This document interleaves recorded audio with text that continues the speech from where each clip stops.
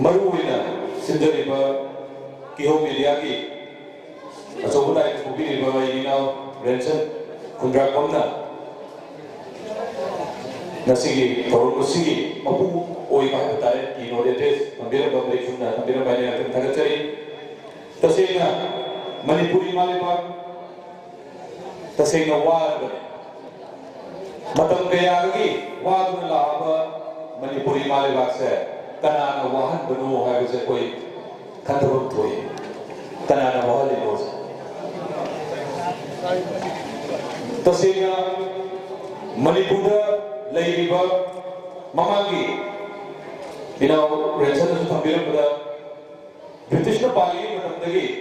British की divide and rule policy तोमान खाइदोगा शासन तौबगी policy से हौसुदि गवर्नमेंट ऑफ इंडिया ना सिजनरीब्रा से कोई याना हंद्रबी यादव कोई वाहम ओइरो खंथमिनब याब वाहम मने कईनो मतमदा डायरेक्ट ऑफिशियल होगा अदुबा वाफम मसी तारे है लेत्रगसु तसेना हाइबी याबदा अखोई मणिपुर की ऑनरेबल चीफ मिनिस्टर दिल्ली सपीरुरे दुगा Amit Shah honourable home minister उनरुगा हला कांसिदा तारिबा पाउसिदा कोइना हिल की डिस्ट्रिक्ट सिंजिना अखोइना ये के है मोंग मसिना ऑफिशियल होइदे बुदिना त अदुगा तंपाकी लमसिना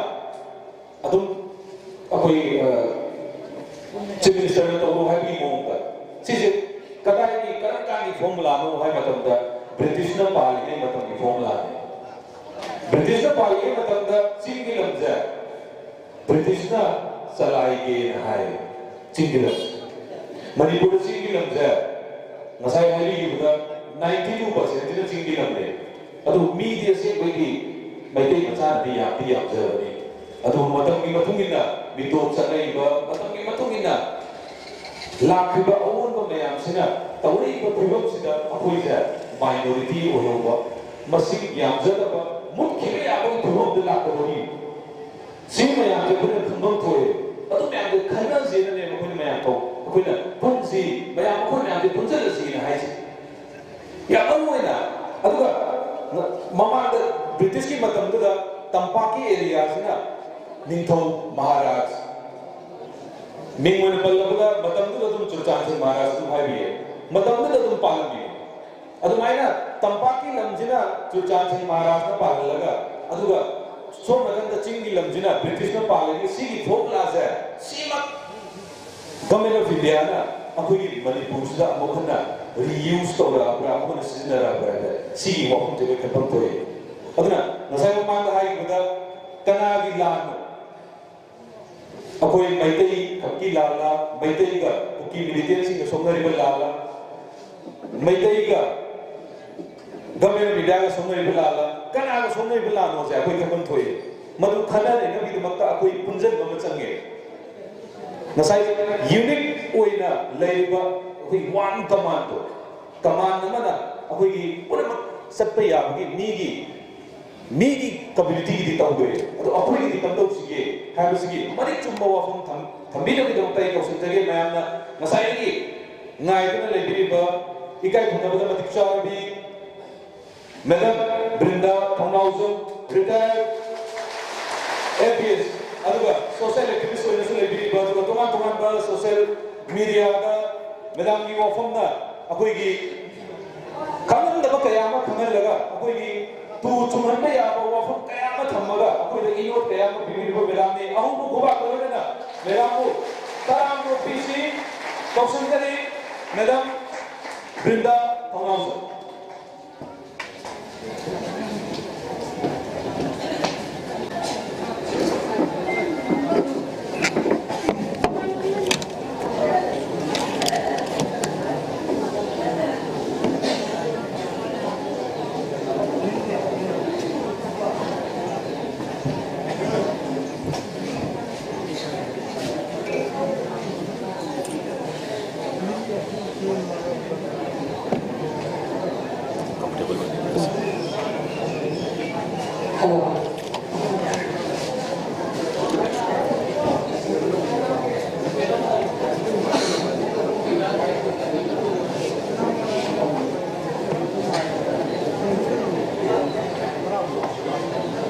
ꯑꯍꯥꯟꯕꯃꯛꯇꯗ ꯈꯥꯡꯉꯕꯣꯛ ꯂꯥꯏ ꯂꯝꯊꯣꯛꯐꯝ ꯀꯝꯃ꯭ꯌꯨꯅꯤꯇꯤ ꯍꯣꯜꯁꯤꯕꯨ ꯑꯣꯟꯕꯤꯔꯤꯕ ꯑꯃꯗꯤ ꯀꯣꯠꯄꯤꯔꯤꯕꯤ ꯑꯃꯗꯤ ꯂꯥꯏꯌꯥꯝ ꯄꯨꯝꯅꯃꯛ ꯒꯣꯔꯃꯦꯟꯇꯕꯨ ꯏꯀꯣꯛꯃꯅ ꯈꯨꯔꯨꯝꯖꯔꯤ ꯑꯃꯗꯤ ꯉꯁꯤ ꯃꯅꯤꯄꯨꯔꯒꯤ ꯑꯣꯏꯔꯤꯕ ꯐꯤꯕꯝꯁꯤꯗꯗꯤ ꯑꯩꯈꯣꯏ ꯀꯔꯝ ꯍꯥꯏꯅ ꯂꯥꯟꯒꯗꯒꯦ ꯍꯥꯏꯅ ꯑꯩꯈꯣꯏꯅ ꯐꯝꯂꯤꯕ ꯃꯤꯐꯝ ꯑꯁꯤꯒꯤ ꯄꯥꯟꯗꯝ ꯑꯁꯤ ꯑꯩꯈꯣꯏ ꯃꯥꯏ ꯄꯥꯛꯅ ꯂꯣꯏꯕꯦꯟꯗꯧꯅ ꯑꯩꯈꯣꯏꯕꯨ ꯂꯝꯖꯤꯡ ꯂꯝꯇꯥꯛꯄꯤꯗꯨꯅ ꯂꯥꯡꯕꯝ ꯐꯤꯔꯥꯜ ꯊꯦꯠꯄ ꯉꯝꯍꯟꯕꯤꯌꯨ ꯂꯥꯡꯕꯝ ꯐꯤꯔꯥꯜ ꯊꯦꯠꯄ ꯉꯝꯅꯕꯒꯤ ꯄꯥꯡꯒꯜ ꯊꯧꯅꯥ ꯄꯨꯝꯅꯃꯛ ꯄꯤꯅꯕꯤꯌꯨ ꯍꯥꯏꯅ ꯅꯤꯖꯔꯤ ꯂꯝꯗꯝ ꯑꯁꯣꯝꯒꯤ ꯑꯍꯜ ꯂꯃꯟ ꯏꯃꯥ ꯏꯕꯦꯟ ꯏꯄꯥ ꯏꯄꯨ ꯏꯆꯤꯜ ꯏꯅꯥꯎ ꯐꯥꯈꯤꯕ ꯄꯨꯝꯅꯃꯛꯄꯨ ꯏꯀꯣꯛꯃꯅ ꯈꯨꯔꯨꯝꯖꯔꯤ ꯑꯃꯗꯤ ꯑꯩꯕꯨ ꯅꯨꯡꯁꯤꯕꯤꯕ ꯑꯃꯗꯤ ꯊꯥꯖꯕꯤꯕꯒꯤꯗꯃꯛꯇ ꯑꯩꯅ ꯉꯁꯤ ꯂꯧꯖꯔꯤꯕ ꯊꯧꯗꯥꯡ ꯑꯁꯤ ꯀꯩꯗꯧꯉꯩꯗ ꯑꯩꯈꯣꯏꯒꯤ ꯃꯅꯤꯄꯨꯔ ꯑꯃꯗꯤ ꯃꯤꯌꯥꯝꯕꯨ ꯂꯩꯈꯥ ꯇꯥꯍꯟꯖꯔꯣꯏ ꯍꯥꯏꯅ ꯁꯤꯗꯁꯨ ꯑꯍꯥꯟꯕ ꯃꯇꯝꯗ ꯁꯛꯆꯔꯤ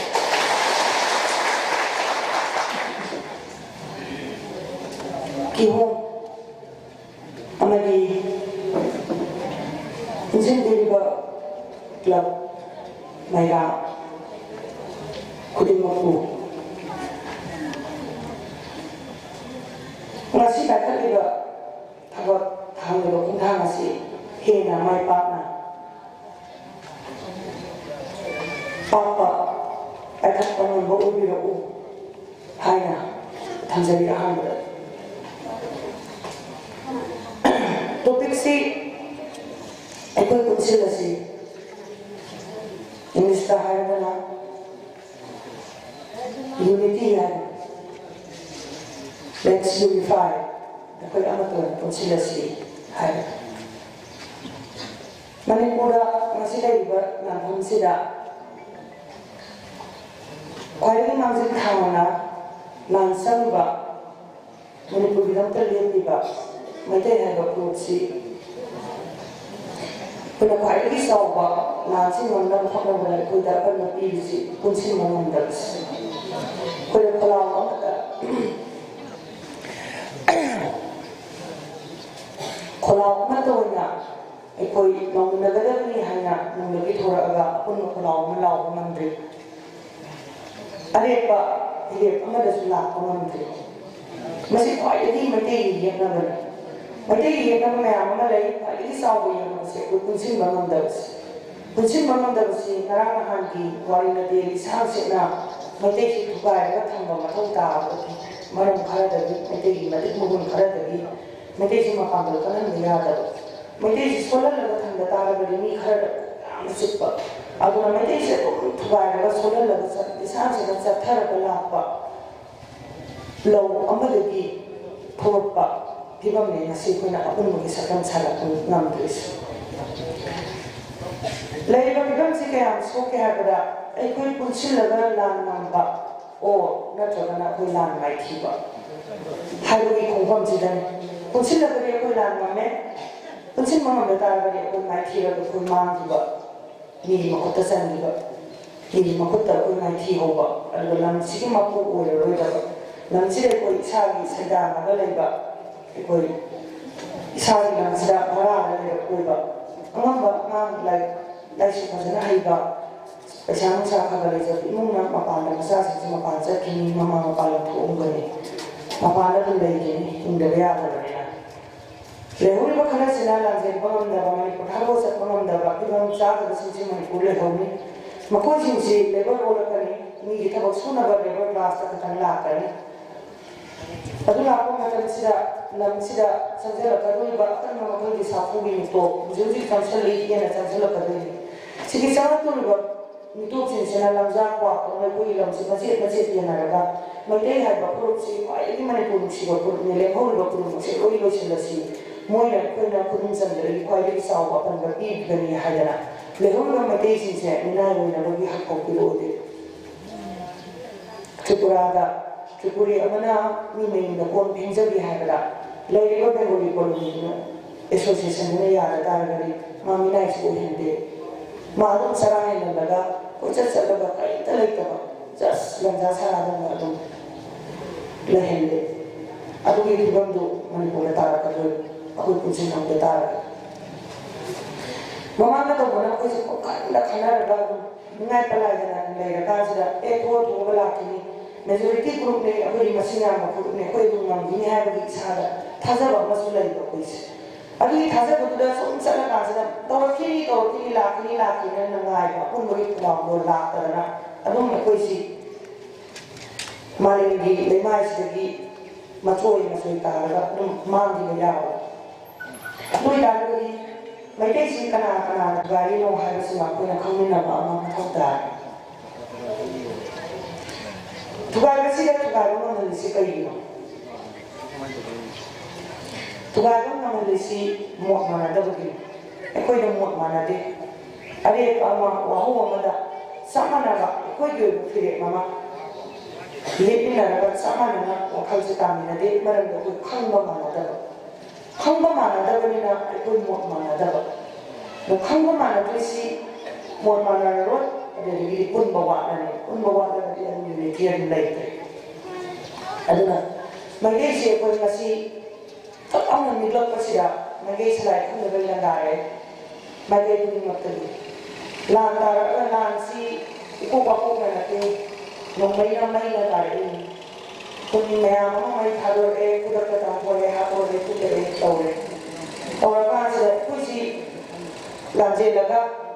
mấy cấp gì ấy cả nó tụi mình này sẽ lại nó tụi mình bay đi ta là sẽ nó không đủ cái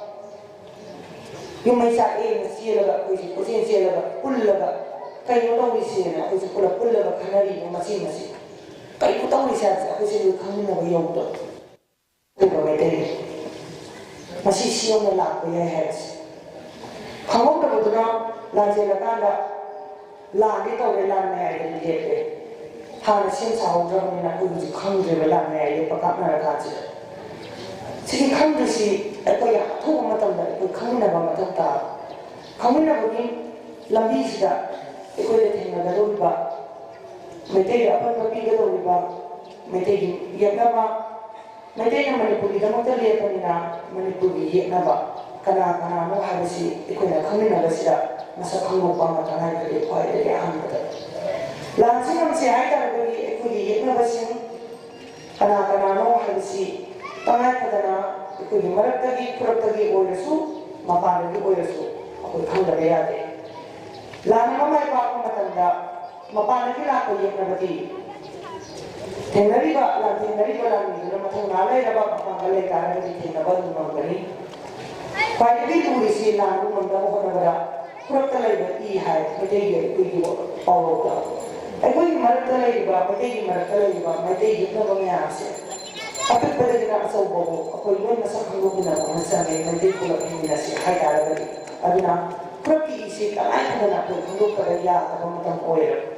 si kadok takar di mapaan lay ba tha ko lay bi yen na sinan lang ng kani mai pa kani ay ko pula ko ba ko gani aduna taray ba dala ko la sak mai yen da lay ba bi yen na kana na pro bi yen na kana na ay si han ba ki step ko tha ba ko khamina da ya di sigi kurati si khama ga ko ba matung da tha ko lay ba la ni si se be yen na ba si se asi ko ma thanda bi lai na me dei lay ba in ko lay ba ni ma se ko lay ba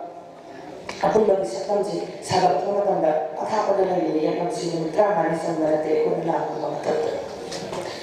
Kau ini dulu kau ini marak terlebih bah, kurang kiri sini sedang masih kau cakap nelan sih mana halal laga, sahabat aku dulu nak kau dah, mamang sampai sekarang mana tangguh sekarang, kau sih langsung nelan sih ngambil mai kau terus semua masa kau ambil saya, halaman mai ben sini mai teh buat hal ba semua mai teh sih jawab mereka pun sih jawab kini orang nak pergi ke sana ikut dia nak dia ikut marah dia mai teh dia jawab mai teh marah masih kami nak bagi dia makta ikut mereka pergi kuasi sawah mama ikut kami nak terlihat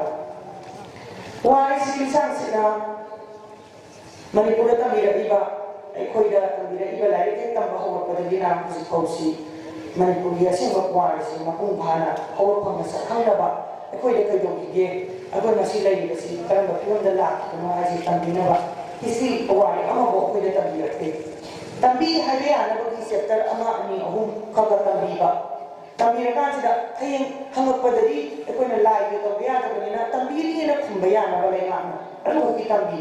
ꯇꯝꯕꯤꯕꯅ ꯃꯔꯝ ꯑꯣꯏꯗꯅ ꯑꯩꯈꯣꯏꯒꯤ ꯕꯦꯠꯁ ꯐꯥꯎ ꯑꯩꯈꯣꯏꯒꯤ ꯇꯨꯡꯗ ꯂꯥꯛꯏꯕ ꯑꯉꯥꯡꯁꯤꯡꯁꯤꯕꯨ ꯑꯩꯈꯣꯏ ꯃꯅꯤꯄꯨꯔꯒꯤ ꯄꯨꯋꯥꯔꯤ ꯃꯌꯦꯛ ꯁꯦꯡꯅ ꯑꯩꯈꯣꯏ ꯈꯪꯗ꯭ꯔꯤ ꯄꯨꯋꯥꯔꯤꯁꯤ ꯇꯉꯥꯏꯐꯗꯕ ꯄꯨꯋꯥꯔꯤꯅꯤ ꯑꯩꯈꯣꯏꯅ ꯀꯩ ꯁꯣꯛꯈꯤꯕ ꯑꯩꯈꯣꯏꯅ ꯀꯩ ꯉꯝꯈꯤꯕ ꯑꯩꯈꯣꯏꯒꯤ ꯄꯥꯡꯒꯜ ꯑꯩꯈꯣꯏꯒꯤ ꯑꯁꯣꯟꯕ ꯀꯩꯅꯣ ꯍꯥꯏꯕꯁꯤ ꯄꯨꯋꯥꯔꯤꯅꯤ ꯇꯝꯕꯤꯗꯣꯏꯅꯤ ꯁꯤꯒꯤ ꯄꯨꯋꯥꯔꯤꯁꯤ ꯌꯥꯎꯗ ꯇꯥꯔꯕꯗꯤ ꯈꯨꯟꯅꯥꯏꯗꯣ ꯃꯥꯡꯗ ꯆꯪꯁꯤꯟꯕ ꯁꯨꯡꯉꯝ ꯉꯝꯃꯣꯏ ꯃꯔꯝꯗꯤ ꯃꯔꯥꯡ ꯃꯁꯛ ꯈꯪꯗꯕꯅꯤna ꯃꯥ ꯀꯗꯣꯝꯗ ꯆꯠꯇꯣꯏꯅꯣ ꯈꯪꯉꯣꯏꯗꯕ ꯑꯗꯨꯒꯤꯗꯃꯛꯇ ꯑꯩꯈꯣꯏꯁꯦ ꯅꯝꯁꯤꯜꯂ ꯊꯝꯅꯕ ꯂꯤꯁꯥꯡꯁꯤꯅ ꯄꯨꯋꯥꯔꯤ ꯊꯝꯕꯤꯔꯛꯇꯦ ꯄꯨꯋꯥꯔꯤꯁꯤꯡ ꯑꯁꯤꯒꯤ ꯇꯦꯟꯈ꯭ꯔꯕ ꯃꯤꯅꯤꯠ ꯀꯨꯟꯊ꯭ꯔꯥꯒꯤ ꯋꯥꯔꯤꯁꯤꯗ ꯈꯪꯃꯤꯟꯅꯕ ꯎꯠꯊꯣꯛꯄꯗꯤ ꯌꯥꯗꯦ ꯑꯗꯨꯕꯨ ꯇꯦꯜꯂꯞꯅ ꯇꯉꯥꯏꯐꯗꯕ ꯃꯄꯥ ꯁꯤ ꯑꯩꯈꯣꯏ ꯈꯪꯃꯤꯟꯅ ꯇꯥꯔꯒꯗꯤ ꯌꯥꯝ ꯂꯥꯏꯅ ꯉꯁꯤ ꯑꯄꯨꯟꯕꯒꯤ ꯁꯛꯇꯝꯁꯦ ꯑꯩꯈꯣꯏ ꯂꯥꯏꯅ ꯁꯥꯒꯠꯄ ꯉꯝꯒꯅꯤ ꯑꯍꯥꯟꯕꯗ ꯃꯅꯤꯄꯨꯔ ꯍꯥꯏꯅꯁꯤ ꯃꯅꯤꯄꯨꯔꯒꯤ ꯉꯥꯛꯇꯅꯤ ꯈꯟꯅꯩꯁꯦ ꯃꯅꯤꯄꯨꯔ ꯊꯨꯒꯥꯏꯁꯦ ꯍꯥꯏꯕ ꯑꯃ ꯃꯅꯤꯄꯨꯔ ꯀꯥꯏꯕ ꯌꯥꯔꯣꯏ ꯍꯥꯏꯕ ꯑꯃ ꯒ꯭ꯔꯨꯞ ꯑꯅꯤ ꯊꯣꯛꯑꯦ ꯅꯄꯥꯛ ꯑꯅꯤ ꯇꯥꯔꯦ ꯅꯄꯥꯛ ꯑꯅꯤ ꯇꯥꯕꯁꯤꯗ ꯑꯃꯅ ꯃꯅꯤꯄꯨꯔꯁꯦ ꯑꯩꯈꯣꯏꯒꯤꯅꯤ ꯑꯩꯈꯣꯏꯗ ꯁꯦꯠꯂꯒ ꯄꯤꯔꯛꯑꯣ ꯑꯩꯈꯣꯏ ꯇꯣꯉꯥꯟꯅ ꯆꯥꯖꯈ꯭ꯔꯒꯦ ꯍꯥꯏꯕ ꯑꯃꯅ ꯃꯅꯤꯄꯨꯔꯁꯤ ꯀꯥꯏꯕ ꯌꯥꯔꯣꯏ ꯁꯦꯠꯄ ꯌꯥꯔꯣꯏ ꯑꯩꯈꯣꯏ ꯄꯨꯟꯅ ꯑꯗꯨꯝ ꯂꯩꯃꯤꯟꯅꯒꯅꯤ ꯍꯥꯏꯕ ꯁꯤꯒꯤ ꯑꯅꯤꯁꯤ ꯈꯨꯠꯇꯣꯛꯅꯔꯒ ꯍꯥꯠꯇꯣꯛꯅꯔꯦ ꯍꯥꯏꯔꯤꯕ ꯃꯅꯤꯄꯨꯔꯁꯤꯒꯤ ꯋꯥꯍꯧꯗ ꯉꯁꯤ ꯃꯅꯤꯄꯨꯔꯁꯤ ꯏꯊꯦꯡ ꯉꯥꯛꯇ ꯉꯥꯏꯔꯦ ꯃꯅꯤꯄꯨꯔꯁꯤ ꯃꯩꯈꯨ ꯉꯥꯛꯇ ꯉꯥꯏꯔꯦ ꯑꯗꯨ ꯑꯣꯏꯇꯥꯔꯒꯗꯤ ꯃꯅꯤꯄꯨꯔ ꯍꯥꯏꯔꯤꯕ ꯄꯣꯠꯁꯤ ꯀꯩ ꯃꯅꯤꯄꯨꯔꯒꯤ ꯋꯥꯍꯧꯗꯅꯦꯕ ꯉꯁꯤ ꯇꯧꯔꯤꯁꯤ ꯑꯩꯈꯣꯏ ꯃꯌꯥꯝꯅ ꯃꯨꯟꯅꯔꯤꯕ ꯃꯅꯤꯄꯨꯔꯁꯤ ꯀꯩꯅꯣ ꯍꯥꯏꯕꯁꯤ ꯑꯩꯈꯣꯏ ꯌꯥꯝ ꯇꯦꯜꯂꯕ ꯃꯑꯣꯡꯗ ꯈꯪꯃꯤꯟꯅꯁꯤ ꯃꯅꯤꯄꯨꯔ ꯍꯥꯏꯕꯁꯤ ꯂꯝ ꯑꯃꯈꯛꯀꯤ ꯃꯃꯤꯡꯅꯤ ꯁꯤꯒꯤ ꯂꯝꯁꯤ ꯃꯁꯥꯒꯤ ꯂꯝ ꯄꯥꯛꯄ ꯆꯥꯎꯕ ꯑꯦꯔꯤꯌꯥ ꯑꯀꯛꯅꯕ ꯑꯃ ꯂꯩ ꯄꯥꯛꯄ ꯆꯥꯎꯕ ꯑꯦꯔꯤꯌꯥ ꯂꯩꯕ ꯃꯅꯤꯄꯨꯔꯁꯤ ꯃꯥꯒꯤ ꯕꯥꯎꯟꯗꯔꯤ ꯑꯀꯣꯏꯕꯁꯤ ꯐꯤꯕꯥꯟ ꯍꯥꯏꯇꯥꯔꯦ ꯐꯤꯕꯥꯟꯁꯤ ꯀꯗꯥꯏꯗꯒꯤ ꯀꯗꯥꯏꯐꯥꯎ ꯂꯩ ꯍꯥꯏꯕꯁꯨ ꯑꯃꯨꯛ ꯌꯦꯛꯑꯒ ꯂꯩꯕ ꯏꯔꯒ ꯂꯩꯕ ꯔꯤꯀꯣꯒꯅꯥꯏꯖ ꯇꯧꯔꯒ ꯏꯁꯇꯥꯕ꯭ꯂꯤꯁ ꯇꯧꯔꯒ ꯔꯦꯀꯣꯔꯗꯇ ꯂꯩꯕ ꯂꯝ ꯃꯁꯥꯒꯤ ꯄꯥꯛꯄ ꯆꯥꯎꯕ ꯂꯩꯔꯦ ꯉꯝꯈꯩ ꯂꯩꯔꯦ ꯑꯗꯨꯒ ꯂꯝꯁꯤꯗ ꯀꯅꯥ ꯂꯩ ꯐꯨꯔꯨꯞ ꯌꯦꯜꯍꯧꯃꯤ ꯀꯨꯟꯊ꯭ꯔꯥꯒ ꯃꯔꯤ ꯑꯃꯗꯤ ꯀꯣꯟꯅ ꯂꯥꯛꯄ ꯆꯠꯄꯗꯤ ꯌꯥꯔꯔꯣꯏꯗꯕ ꯃꯇꯝ ꯈꯔ ꯀꯨꯏꯅ ꯂꯩꯔꯛꯑꯕ ꯃꯤꯇꯣꯞ ꯃꯅꯤꯄꯨꯔꯤꯒꯤ ꯆꯤꯡꯉꯕ ꯅꯦꯇꯤꯚ ꯀꯧꯏ ꯏꯪꯂꯤꯁꯇ ꯌꯦꯜꯍꯧꯃꯤ ꯑꯃꯗꯤ ꯍꯥꯏꯔꯤꯕ ꯃꯤꯑꯣꯏꯁꯤꯡꯁꯤꯅ ꯃꯅꯤꯄꯨꯔꯁꯤ ꯆꯍꯤ 2000 ꯍꯦꯟꯕ ꯑꯏꯕ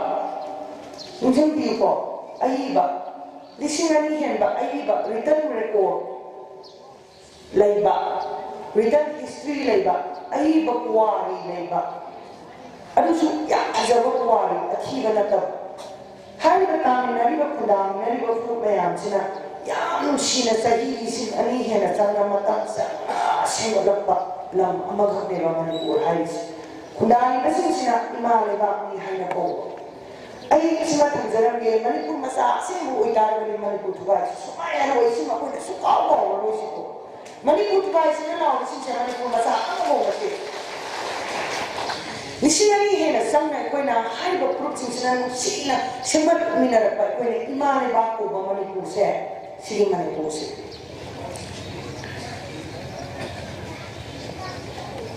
ꯎꯔꯣꯛ ꯄꯥꯈꯪꯕ ꯀꯪꯂꯥ ꯐꯝꯕꯥꯜ ꯇꯣꯡꯉꯦ ꯆꯠꯊꯔꯛꯄꯗꯨꯅ ꯁꯣꯛ 1991 ꯁꯤꯗ ꯃꯅꯤꯄꯨꯔꯒ ꯕ꯭ꯔꯤꯇꯤꯁꯀ ꯂꯥꯟ ꯁꯣꯛꯅꯩ ꯑꯗꯨꯒꯤ ꯃꯃꯥꯡꯗ ꯕ꯭ꯔꯤꯇꯤꯁꯅ ꯃꯅꯤꯄꯨꯔꯁꯦ ꯇꯞꯅ ꯂꯧꯁꯤꯟꯕ ꯍꯧꯔꯛꯈꯤ ꯑꯦꯖꯦꯟ ꯃꯊꯪ ꯊꯥꯖꯤꯜꯂꯒ ꯃꯇꯝꯗꯨꯗ ꯃꯤ 20,000 ꯌꯥꯝꯒ ꯑꯗꯨꯒꯤ ꯐ꯭ꯔꯤꯗꯝ ꯐꯥꯏꯇꯔ ꯑꯩꯈꯣꯏꯒꯤ ꯏꯟꯗꯤꯌꯥꯒꯤ ꯐ꯭ꯔꯤꯗꯝ ꯐꯥꯏꯇꯔꯁꯤꯡꯗꯨꯁꯨ ꯑꯩꯈꯣꯏ ꯈꯨꯠ ꯁꯝꯅꯔꯒ ꯂꯥꯟ ꯍꯧꯕ ꯃꯌꯥꯝ ꯑꯃ ꯌꯥꯎꯋꯦ ꯏꯔꯥꯕꯣꯠꯅ ꯆꯠꯊꯩ ꯃꯅꯤꯄꯨꯔ ꯅꯤꯡꯇꯝꯕꯒꯤ ꯁ꯭ꯇꯔꯒꯜ ꯇꯧꯔꯦ 1947 14 ꯑꯣꯒꯁ ꯁꯣꯛ 1998ꯒꯤ ꯑꯣꯒꯁꯀꯤ ꯇꯥꯡ 14ꯗ ꯃꯅꯤꯄꯨꯔꯁꯤ ꯕ꯭ꯔꯤꯇꯤꯁ ꯏꯟꯗꯤꯌꯥꯗꯒꯤ ꯑꯩꯈꯣꯏꯁꯤ ꯅꯤꯡꯇꯝꯅ ꯑꯃꯨꯛ ꯊꯥꯗꯣꯛꯑꯝꯃꯤ ꯑꯩꯈꯣꯏ ꯅꯤꯡꯇꯝꯕ ꯐꯪꯉꯤ ꯑꯦꯖ ꯑ ꯄ꯭ꯔꯤꯟꯁꯂꯤ ꯁ꯭ꯇꯦꯠ ꯅꯤꯡꯊꯧ ꯄꯥꯟꯕ ꯂꯩꯕꯥꯛ ꯑꯃ ꯑꯣꯏꯅ ꯅꯤꯡꯊꯧ ꯄꯥꯟꯕ ꯂꯩꯕꯥꯛ ꯑꯃ ꯑꯣꯏꯅ ꯑꯩꯈꯣꯏ ꯍꯥꯟꯅꯒꯤ ꯐꯤꯕꯝꯗ ꯑꯩꯈꯣꯏ ꯅꯤꯡꯇꯝꯕ ꯐꯪꯉꯦ ꯁꯤꯒꯤꯁꯤꯗ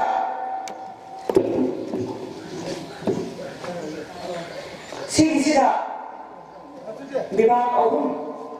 Government of India na Manipur Manondong Lepang Mandribogi Matam Karapayan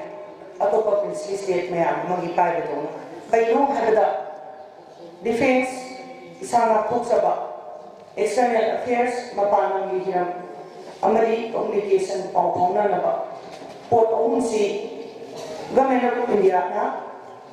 Matam Kara Yensen Bigani According to Laura Pai and the Yensen Bidoba Aduga Manipur Manondong Lepang May Harakan Piram Gadab 14 August 1947 Daling Tame 1940 का act Matang सही दा ओलक का सही दा निधो पांगले बाप मोर मदगी मणिपुर सी democratic country है जना गणतंत्र सकले बाप मा है कोई और सीगी सही अमसिदा निधो पांगले मदगी कोइना गणतंत्र सकले बाप मो ओले से सी मणिपुर की पुआरिदा कोई लोक त थिनबा मनी फाइ की साव मनी सी मनी से कोई हल्ला मन पारी पुरिना कोई दमता ताला थनमिबन मकोगी इना मकोगी कोना जमाना मकोगी कथोपना एकोगी नमता मनी अंगो ताला मेरा कोई पुआरी को एनी खजब मनी सी मनी से 1948 ते कोई पूरा थिबा इलेक्शन तो कांस को थिबा सरकार डेमोक्रेटिक फॉर्म ऑफ गवर्नमेंट हाइबा लेंगा से निगो पाला मरे कोई सी मथंदा मियाना इलेक्शन तो ममी थागत लगा थागत बन ना मरे बासे मथंदा पांचा बमबा सी Southeast Asia, Kanupuk Asia, and South Asia, Ka Asia, Hadalandam, Sauraba, Bakabalam, Masida, Bharat.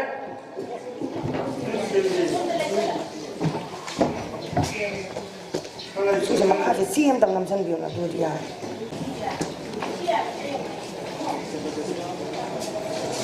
However, form government, South Agency. India Rabuba democracy la to Mamatami India Republic or Dream Masari Constitution late. Now, Okaxi, Kudimaya and Sauba, Manipusina, Okaxi might keep a pyramid, Picture in Marivas and Pasta and Latin. A good element singular. Kay no Manipura, Kansas, young Simon to go heavy, Wapamsida,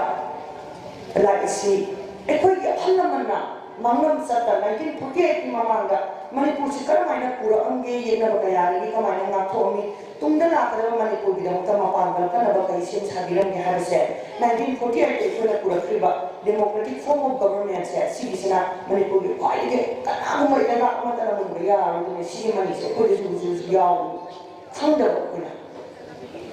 City democracy, Laga. Si makapona ikoi ini thausi mamin thami ngai ma ni sakti si min thau tong ga tau ba re si government si dari min thau si mamin katangi just like England Queen Maharani amadi Bharat ki president tong ma si mamin katangi hoina lai ba sil namna ba misa kamu oe mako ma ki makhada Manipur ki assembly lai le adu manunda government lay opposition lay. How do you oil but even see ye elected representative Nigut Kala Kansida Equi Salena Service Mina Matanduda Equi in Tosina High government Sigi Yaka Makoi advice Makoi people of Rapi Matuna Katan Tosina about Government Amadi Assembly Amadinia Yaya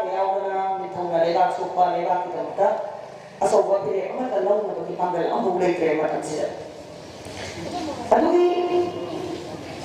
sida, ekoi sari constitution, sambidan, finally sahaja lagi, leba amadi. Sambidan si ini lega, ekoi sari adopt over, enforce over, ekoi macam tu lagi sih. Bharat constitution lagi, republic separate, macam tu election tahu tu.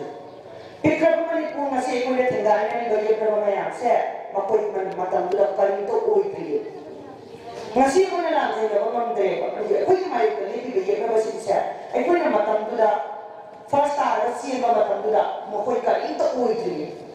Aduh dah tadi ngasih koi ya koi hak ni koi tu kali ya some information ni saya kena awal saya. Para mamalak ni koi nak kami lagi. Pokoknya koi election tahun ni malam lepas 1949दा September थादा अखोई कैटमेटिक मया लेत्रबनी थौ ममिंग खतंगी ओइरबा निथौदो शिलोंदा India ना कौवे वा अमताना सी हाइदन कौरबा निथौ सि सटले शिलोंग हे योबगा महा की सिक्योरिटी मैम से लथोगा इंडिया की सिक्योरिटी फोर्सेस मैम ना निथौ से कोइसले सिगिसिदा मरम असिंग भाइना कौबा निथौदो मा सिक्योरिटी लथोगा मकोई लानी ना कोइसले सिदा फोर्स नमथा फोर्स सीजनल शक्ति सीजनल इन थोड़ा नमक लोयर बगा ले मग सीमा पुथोगा कोई इन थोसे सोई तो है इन थोसे सोई तो है सिदा कई नो हमदा मणिपुर में इंडिया का पुनः सीएनी मर्जर एग्रीमेंट में है अरे इन थोना है आई ले बाकी इलेक्शन सलाह ना असेंबली ले बनी एक गवर्नमेंट अमरी मियां भी आया ना इस सोच तो हम दे आई मियां ताना दिगे आई गवर्नमेंट ताना दिगे है ताना का यारोई हाइदना लोगों ने लगी लोग का फटले और परम होना हंड्रे कम्युनिकेशन का फटले नितो से मतलब kan hai to ra ka se to mo se laga thame namuni nampuda september ki tang ko ma thoida ko ni thosi soi to hale aduga october ki tang 3 da lokto e kai haina Manipur Bharat Delhi है वो वहाँ सी मणि तमले जब मणिपुर करम है कोई तानारम दना मियां तानारम दना कोई थगली गवर्नमेंट तो तानारम दना कमाने भारत दिल्ली नो है ना निथौ ना हला अगर तंबा वालो में नाम सिदी वहाँ वो ये बदली मणिपुर व इंडिया का सेनासी हाइबा merger agreement of Manipur with India हाइबा क्वाइली साउ वहाँ से मणिपुर व इंडिया का तीन की बनी वहाँ 1949 की मर्जर एग्रीमेंट से ओए वाला एक सिबो सिंह मतुंडा भारत तिल्लगा कोई सी थर्ड क्लास स्टेटस याम थाक में बा इंडिया मन लो क्वाइली थाक में बा सिटीजन कामु द सिंह हल्ले कारण मगल की स्टेट अमो तो होगा पार्ट सी स्टेट मादी कदर करी लेगा पी कदर बनो है बड़ा भारत ना न्यू दिल्ली गदी मकोई ना अपा बा मकोई ना खाजबा मणिपुर नंदर बम मी है जना तंग तो बम मी है जना मतिक ले है जना थारपा मिलिट्री एजेंट थारपा मणिपुर अदु की ना मणिपुर से वो तो हुंदा बिदा अकोरे करी म अमत ले हंदर ना मिया की मुझे के ता दे नमजन लगा मरदी ना फूड लक्षण की बनी ना फूड नमजन द बया इराम हो रहा नि है से खंगना सुमाई तो जना अकोरे थर्ड क्लास सिटीजन मोइना इरोइसन वो नानु ये ना ले को नमजन थंबरे ए पुन की बनी मणिपुर उखाए सावना कई दिनों कोई डेमोक्रेटिक नेशन मणि का मले न बलेगा मिसा के आम इलेक्शन तो बना याना कोना जिंजरा मणिपुर और पुल का सिदा कोई सी थर्ड क्लास सिटीजन को तो पा और पार्टी स्टेट को हनबा कोई की स्टेट ग्रुप के ओ है न मणिपुर ताले स्टेट उता मसी 1972 को कोई स्टेट ग्रुप फंगे सही कुन ने न सने और इमासिन इसिल नाउ से कम खंबियो खानी अखोई लाम थिंग पसिदा तुम सा मैम मा थिंग ले कोई अवाबा मैम मा थिंग ले चैलेंजेस मैम मा थिंग ले चाही कुन है इसके उतार की डिमांड बुदा मणिपुर की हल्ला मंजिलो मतन की कय हमारम करे तो मोय हन दिब्रा हन दिते तान दिए तो थाम जको स्टेट उतार मसिदा हिंसा मैम हम होगी होगी तो उसमें मैम हम थागी अंदोलन में हम तो की मी के आम सीगी सिंगी मसा हनबा अमा स्टेट की लोग तो फाड़ी हन बसीब मसा सिंगी को मसा सिंगी मसा नरा मसा मसीदा कोनी ये बया बसी सिंगा तंग पुन्ना मणिपुर से अमतो ने सिंगरा नि है से भारत तिन लगे फाइ फजो खुदम से मणिपुर स्टेट की दमता सिंगी म फाइ हना सीगिस खोले कमंदे अखोय दनी नॉलेज लेते चिंग सुखमंदे तंग सुखमंदे सही कुन है न से उताले मणिपुर कोक सातना से फंगलु न तो ने मर से यूनियन टेरिटरी अम्पी अमाउपी थोमो अमसुम तौलै अनु नकल नमन दना नगले हाइबलम सी सुइले न बलम नतब असा मारी से थोमा म को थोमा मा से रुगो न दारे पीरे मसा से रुगो न को स्टेट को वेरे से को न थर्ड क्लास तो न धरा थंबे अन मतलब कि हल्ला मनसिंगु सही कुन ने ना हो पाइस एता बड़ा को साख्रेबा Sekolah kita pinang tak punya di mana tu kita mesti nak seorang jawab bukan sekarang sih nak sih tak ada bina aku di hana nanti putih nanti mama ngalai nampak aku di minta bagi status tu aduh ini hanjir benar tanah aku masih dengar sih jadi aku kena pangaroy aku imut kiba mang kiba tanah aku sih kayak itu orang hai kena singsu tamsu doa ini kulai payah aku di lang bukan ada payah ke hai kena lang ho deh Kemana orang orang yang sendiri tidak kuistir kiri, orang macam tu jadi Manipuri nak harus gay orang kulai pada, sen sahaja ni kita nak lalu bahu gre. Lalu besi hana lera menate, kemana sen nak lihat besi, main sen, ahlan sen, silunak guna sawah pamak hadir. Lalu besi kemana sen nak lihat, nanti putih ada lalu boleh nanti, nanti sendiri juga lalu boleh. Mereka jadi pun yang bagi struggle tak berdaya dunia ini kalau tak kita betul masih sudah budi sudah lagi mana tapi kok tak kita betul macam betul tak kita betul lagi ekor ni tambah jadi benar karena hal di sana lepsa bakiri lepsa kalau kita tadi pilot three ada launch hore patak na sing sutam sing lalu beras hore tangga betul kita 1980s sudah kamu dah nama pulsa apa nama pulsa apa injection tahu apa sih patahnya masih hore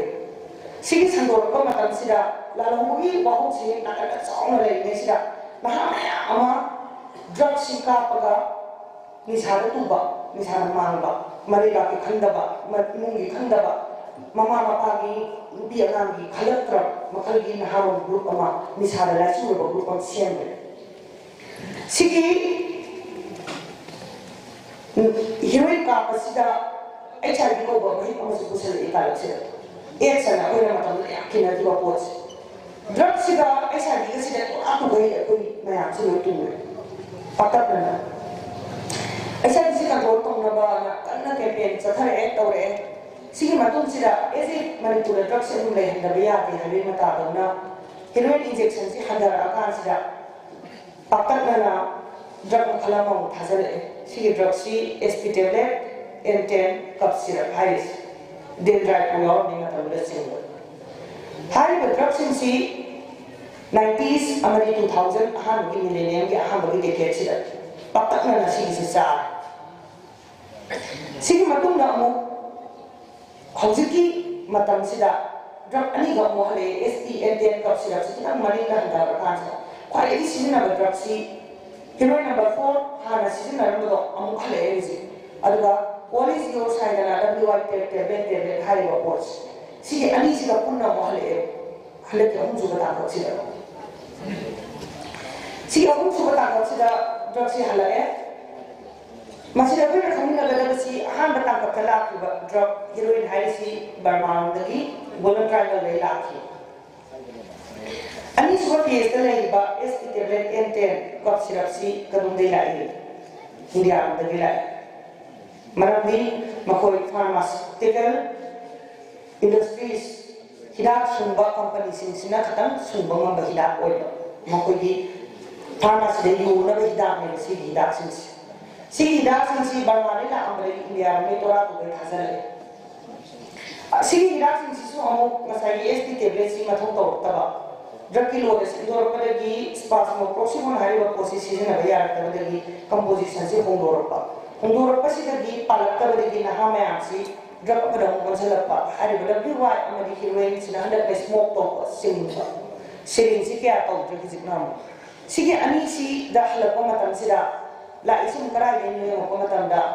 number 4 si still barman de lai aduga WI hari tablet si su Burma amari China de lai hari WI si sungi ga pochina India ri thabopa moi de sunga am thazalapa Manipur ka tamate Bharat kumba mali koi ba ino kero na ko mo talo thai koi na singi ga number 4 sina koi di sabi inda thagalapa tharga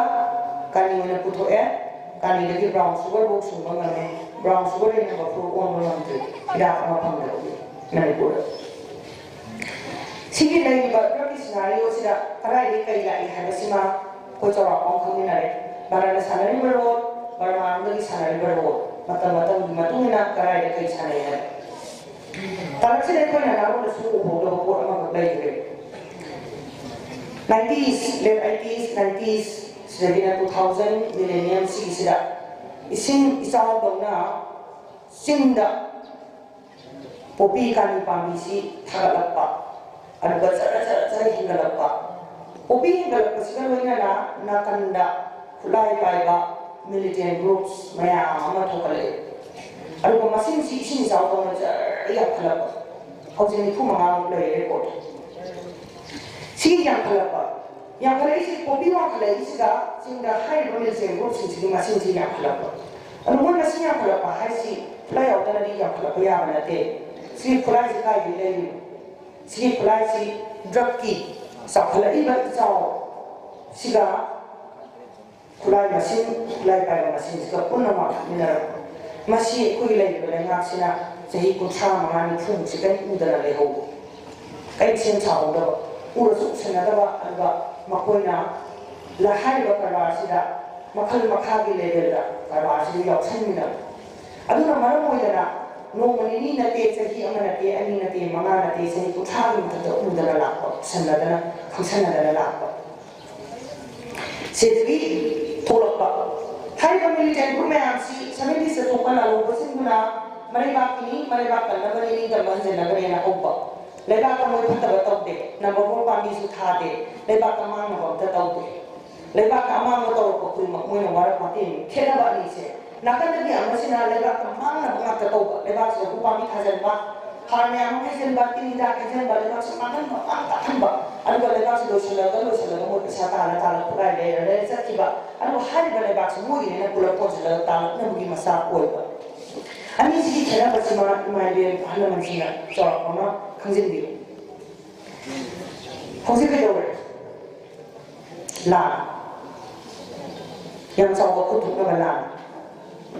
lan si, basically kutu kebelan, kapna kebelan, tuna kebelan, hatu kebelan. Si lan si kebelan, lan dokter kebelan, mari ini macam pembedal itu ya. Yang apa ni tinggal ada di lans. Kalau si lans ki masak si masih pun Manipur Manipur makan puturi masak si. Pun ani putung na bani hai na puturi. Mingoina mati ka puki ka. Aduh ay miyan tadi pun ani putung na bani na puti. Manipur ka amani Manipur tuwa ya si hai ba drug lalu ba kutu ka mu amaga pun hari ini naraga hai ba yang na balani jengol siga. Mereka ini saung na tanda norma Manipur sekarang si hadi asal berapa aman ni yang lalu. Mungkin mereka ini nanti. Dapat orang yang kutu mafia asal kartel narko teroris hari sekarang. Narko terorisme mana yang masih lawan si kayu hari dah. Pulai bayi bapa angan masuk dapat rumah yang berpunna pullaga. Lepas mang lepas tu terlepas foto, aduna narkoterorisme tu. Hari mana narkoterorisme sida, yang mana narkoterorisme yang saya kenal no heba, ay pun nak tunggu ni nak berjaya. Segi narkoterorisme yang saya kenal no heba kamu kau macam dah, ay pun mesti mereka lagi ba, ay pun kuraki i, angam matau yang matau lah ni, aduga mapan ada lagi ba, ada apa lagi yang apa, buat orang matau lah ni. Lama ni nama matanda anak pagi kuraki ihana matapu mudala pun tabiade. Sige anak pagi kuraki isi doktor tatar kami mapala le bijak na baso ko kayo ada tingna bangamo. Marami kuraki ina ni matapu mudala na begini sang aga ay ko maru ko begini mai kung upakan sila ay ko bahatok to riba mapangwa sonda do riba ay ko mai ki hando isi. Ano na ay ko ni ko matanda ay ko di na ba anak mo amali thap dala isi kana mo hay ba mati ko na thumi na tabiya. Abu ita ko di kana no narcotics cartel yaw ba narcotics may ang siya hani yung matanda. Alhamdulillah. Number 1. Tokta kwai matunda na isi राजनीति वाला vote का दबसु राजनीति वाला में हम याव है अमदी सेंजाव पाई बा ड्रग कार्टेल लीडर्स में अमा सिगी सिंसिका हाई बा ड्रग कार्टेल याव बा ड्रग कारबार तौब कांगू सौगटपा राजनीति वाला मैम सिगा मखोइगा पुल्लगा अहानबा नंबर 1 से सेम क्वालिटी सेंजा पाइबा क्वालिटी शक्ति लोग कांगू ग्रुप अमा सेम सिगी नंबर 1 ले अनि सुबदा फाइनेंशियर्स पैसा थादबा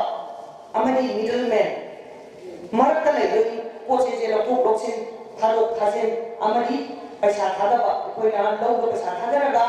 कोना लौदो खाना सिनों खंगल माना पोपी फिल्ड पैसा थादबा अमनी ड्रग कारबार मखाता खगा पिकपदा तौबा कांगू सिंसिदा पैसा थादरगा फाइनेंस तौबा अमनी ड्रग साउंड पुलिस सिदा एडी सरुक नाउ पैसा थादबा ग्रुप अमा सिगी अहानबा politicians amadi drug cartels amadi financiers amadi middlemen 1 ga 2 ga se ani se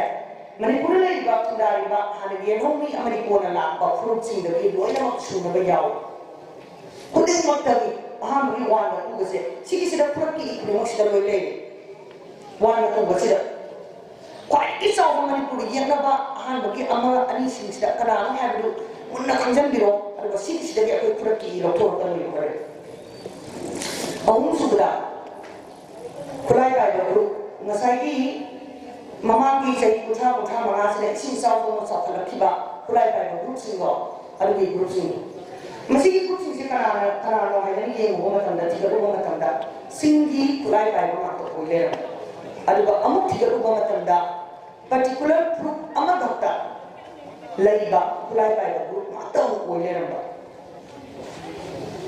अदुगा अमुक कमाई ले रंगेरा गवर्नमेंट ऑफ इंडिया का गवर्नमेंट ऑफ मणिपुर का कुछ थाना का बाहर जाने सीज फायर से ले रहा हाई मिलिटेंट ग्रुप सिंह 1 2 3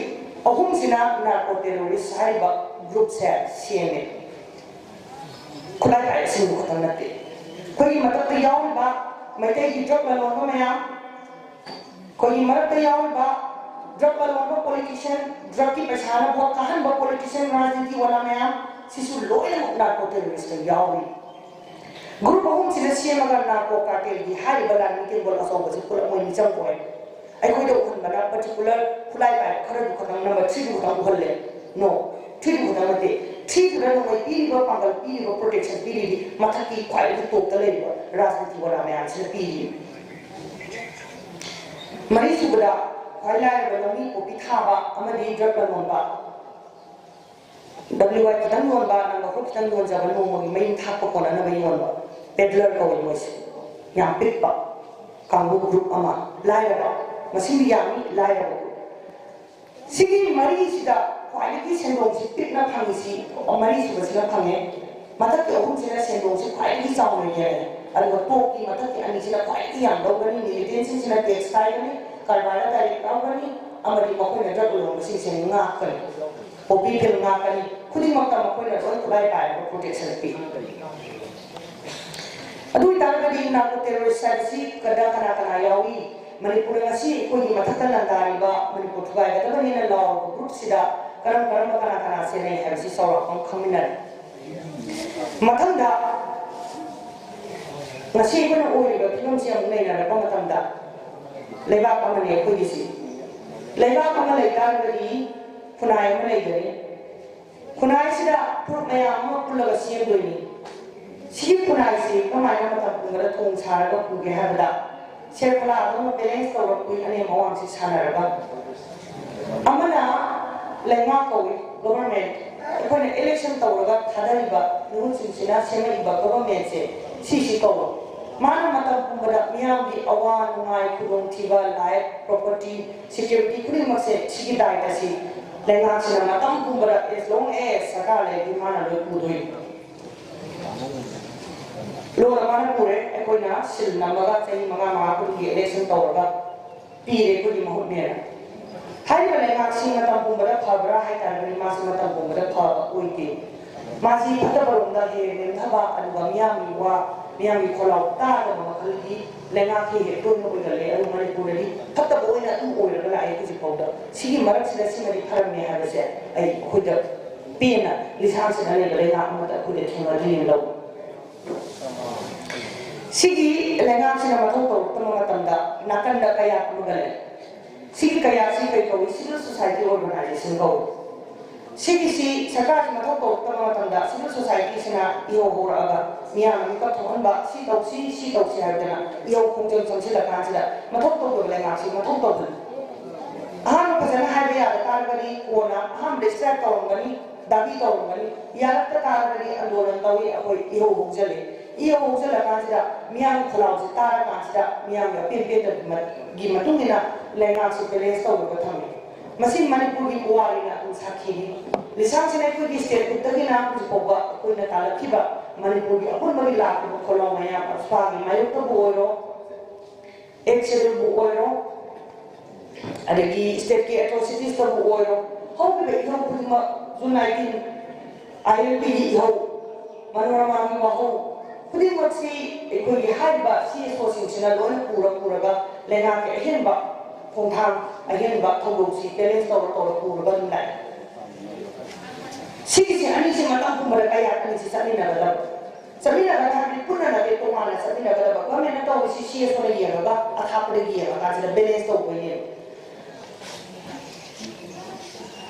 अमना सही ममा कुंगी इलेक्शन तौर पीबा बिहु सिविल सोसाइटी ना एकोना नुसीना थाजना मियाम थवाई पी नुसीना मकोय थाजबा गय लोना पीबा अगोई महुतनेना पुला पिथो पया दने ननु नुसिमो अदुगा मతం गे कोना लोना तुम इनारगे पीबा थाजब सिगी कया अनि सिना इलेक्शन गा नुसीगा थाजरगा पीबा मुत अनि सिना बैलेंस तौ पूरा लाइ ngasi ओइबा मणिपुर की वहौ मणिपुर की पुवारीदा ngasi कदी हेना खुदों थीबा थेनरक्ट्री हौजे थिंगनरिबा लानफमसी अखोइना माइ पाक तारगदी अखोइसे मणिपुर हाइवे मालेबासी तुंगदा मचे छाइ नाइ नरगा लोशन दोरबा मदे हारिबा मागे लेपंबा मागे दमत लेपंबा पुरुसे साइदांगा लंदमसिदा अखोइसे मिगी मिखा पोलगा अदु मांगी दोरबा ओगदोरबा फिबम ख्वाइदगी दुरबा फिबम लांसिंग अमगदी अखोइ माइ ताए मंदरगदी अखोइ माइ थिले पुमांग मांगबगी फिबमसिदा असुगु बतान फसिदा हाइबा मोय अमनि थवाइदगी नुसिबदगी पीगिबा बैलेंस तौनबा सीएस होदो हनकी वाफमसिदा अहलमन इमाइरेशन सिदना पुना उबिरिब्रा उबिदाब्रा उब्रा उदेवा अदे तारगदी मुलकाय सखरबे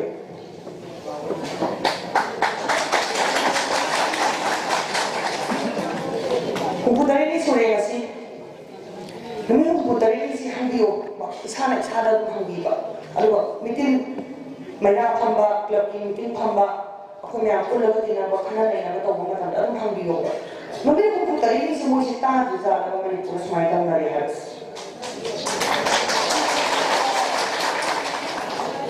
अदुगा जाना हंदु जाना वन हंबियो तुमिना लाइरे थोलो खोजेस ओइगला खोजेला दा थोलो जुना दिन लगा तो वही उंगी लगा से तुम नवा में खा गए भारत में नासी कोई मणिपुर गवर्नमेंट ने ते जुना दिन लगा तो चले तो कुछ इंडिया गवर्नमेंट ने सिर्फ इंडिया गवर्नमेंट से तू गई तक नहीं कहे कोई चले तो हम किए वही उंग की विदाउट टेरिटोरियल लिमिट है वही सी वही उंग सी रुंगसी की कोई हाथ रबा कुसुमंदी हो रबा इन समय थादो अगलम सुनिम थोम तो बाय का में हाय रबा अरु अखोइ फति सुंहार मोचलगा बदना सु पृथ्वी बुंगदा मुसला तीरबा अखोइ धना तो फमी बुसि इमा मैरा सिंग लबी न ngong न थुई अदु मांग लै संसन दुनि नि खंहंद लमजिंद लमताक अदु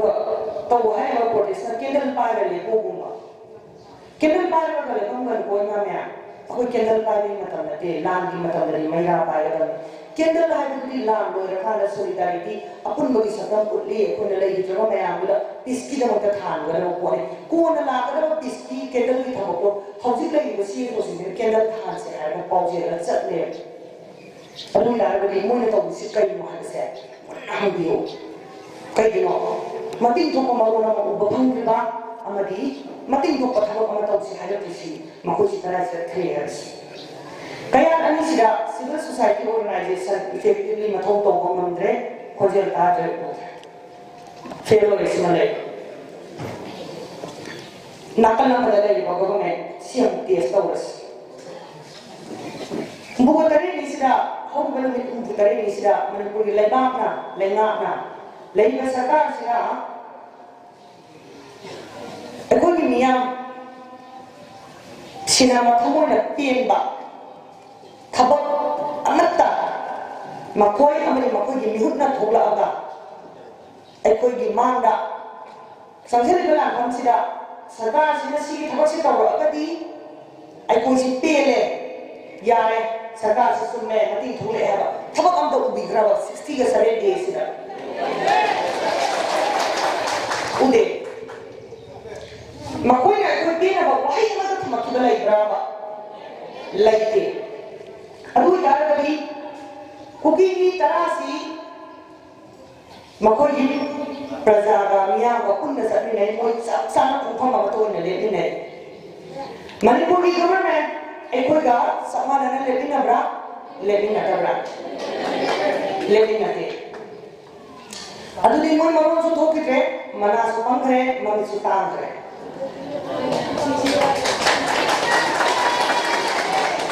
moi amata mami tang bayabra maro thok ta bayabra mana tang bayabra election maya maro ke am pui mana ke am tai mami ke am pui ngasi le ba ki sira tan pon akoi gi gena kha yong ni gena bana na dara on ta sira makoi kadai sat khrabi makoi puri bra ude loya mang re tu tarari maron mari karinda ta re masak su uge re moi pula mang re ba moi kai sat khrabi lori na tu tare lori na ba masak tu ba mawa ta ba makoi me puri ta pulai na tumi mu tare ni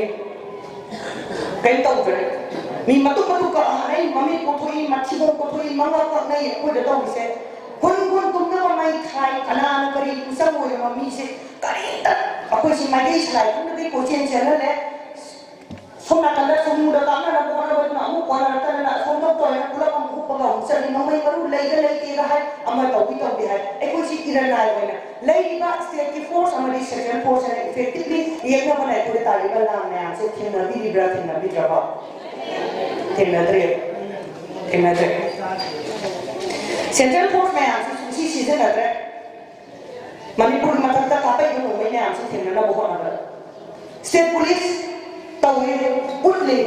अदुगु मटिंग भुगना एक कोई पीने बमोंगा कोई थोड़ो बुरा उल्ले अदुगु इतारे वाली psyche लई government अपनी गुना ये ना बगी लामी ने मोड़े याओ बगी तबकता ekoi gi marak sida lai ne ana ba state police ekoi da utsai na ba mata gi matu ne yaw ko ma na ba ki machi do ra machi pi ba pulo ki ne state sida lai ma police kudi ma lai ma DCP da effectively ye na ba sida lo ya thinga na ba ta khai na ba power si na ba na power ama pi da ki ma ni ama ta ba ngam ra ngam ni ko yes adu ta ra di lai ko force ama ta ekoi ni sam da lai ki kai ma no yes Susu hai na saya ko suspension of operation kuki militants na kali dalai iba mi aksi sigi sida government of Manipur si so to sida yawe makoi nomela tala sarage ko esu basa sarage insa ta zaro hai na kulai si saka ani sida sinaga nomela tala adam ne hamle designated kiye bana mapam pire government of Manipur makoi custody ki makoi se thamna bagi Manipur government ki makha da thang de bo physically game se game na mo ko apply kar de he na mo de pda sahi tha amada lupa lising manga ta da mo da pi government of India no mo ko no ko chi da la mo ge ta to ro ko na stipend no hai ba mi si government of Manipur ki custody de le mi si drug lo ba ya me mi la lo ba ya ma pa ne mi pusale जगत के high में सिदा कोई खत्ता तना कोई ऐसा आता लंबी अच्छा पकड़ मत केस खाए कोई ना सिक्किम में आंसी हराम हालत है सही आम से लगा हुआ लगा इन्हें अब वो जाने लगी लई में कोई की मणिपुर के लेगा एक कोई खत्ता लिबा एक कोई की गवर्नमेंट से सिक्किम से ना मोई लेगा की इंटरेस्ट था मियाँ की इंटरेस्ट था हम तो बुद्धा बनी ना लई में सस्पेंशन ऑफ ऑपरेशन लई में मिलिटेंसी से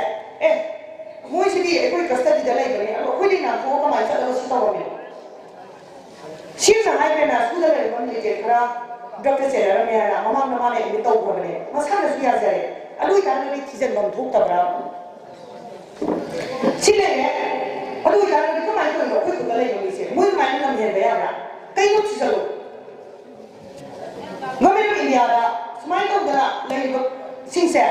ꯁꯨꯃꯥꯏꯅ ꯆꯦꯟꯅꯔ ꯂꯩꯔꯝꯃꯦ ꯁꯤꯒꯨꯝꯕ ꯃꯌꯥꯝꯁꯤꯗ ꯅꯦꯁꯅꯦꯜ ꯁꯦꯀ꯭ꯌꯨꯔꯤꯇꯤ ꯊ꯭ꯔꯦꯠ ꯑꯣꯏꯔꯛꯑꯅꯤ ꯂꯩꯕꯥꯛ ꯀꯥꯏꯔꯛꯑꯅꯤ ꯃꯁꯤ ꯃꯤꯌꯥꯝꯁꯦ ꯌꯥꯝ ꯋꯥꯔꯛꯑꯅꯤ ꯑꯗꯨꯅ ꯃꯁꯤꯒꯤ ꯁꯤꯁꯄꯦꯌꯔꯁꯦ ꯑꯩꯈꯣꯏ ꯔꯤꯚꯤꯌꯨ ꯇꯧꯐꯝ ꯊꯣꯛꯏ ꯑꯗꯨꯅ ꯃꯅꯤꯄꯨꯔꯒꯤ ꯏꯟꯇꯔꯦꯁꯇ ꯌꯦꯡꯉꯒ ꯑꯩꯈꯣꯏꯒꯤ ꯁꯤꯒꯤ ꯁꯣꯏꯁꯦ ꯇꯧꯕ ꯌꯥꯎꯔꯔꯣꯏ ꯍꯥꯏꯗꯅ ꯑꯩꯈꯣꯏꯅ ꯃꯩꯇꯩꯅ ꯍꯦꯟꯅ ꯅꯝꯅ ꯊꯥꯒꯠꯅꯤꯡꯉꯤ ꯍꯥꯏꯕ ꯃꯤꯍꯨꯠꯁꯤꯡꯁꯤꯅ ꯄꯨꯂꯞ ꯂꯦꯞꯄꯒ ꯑꯗꯨꯒꯤ ꯏꯐꯝ ꯊꯣꯛꯄꯒꯤ ꯃꯇꯤꯡ ꯄꯥꯡꯐꯝ ꯊꯣꯛꯇꯕ꯭ꯔꯥ ꯏꯕ꯭ꯔꯥ ꯏꯗꯦ ꯀꯩꯒꯤꯅꯣ ꯍꯥꯏꯕꯗ ꯃꯣꯏꯒꯤ ꯀꯁꯇꯗꯤꯗ ꯂꯩꯔꯤꯕ ꯃꯤꯁꯤꯡꯗꯣ ꯃꯣꯏꯅ ꯊꯥꯗꯣꯛꯑ ꯇꯧꯍꯟꯕ ꯑꯗꯨꯒ ꯁꯦꯟꯗꯣꯡꯗꯣ ꯌꯦꯟꯅꯕ ꯃꯣꯏ ꯌꯥꯎꯕꯒꯤ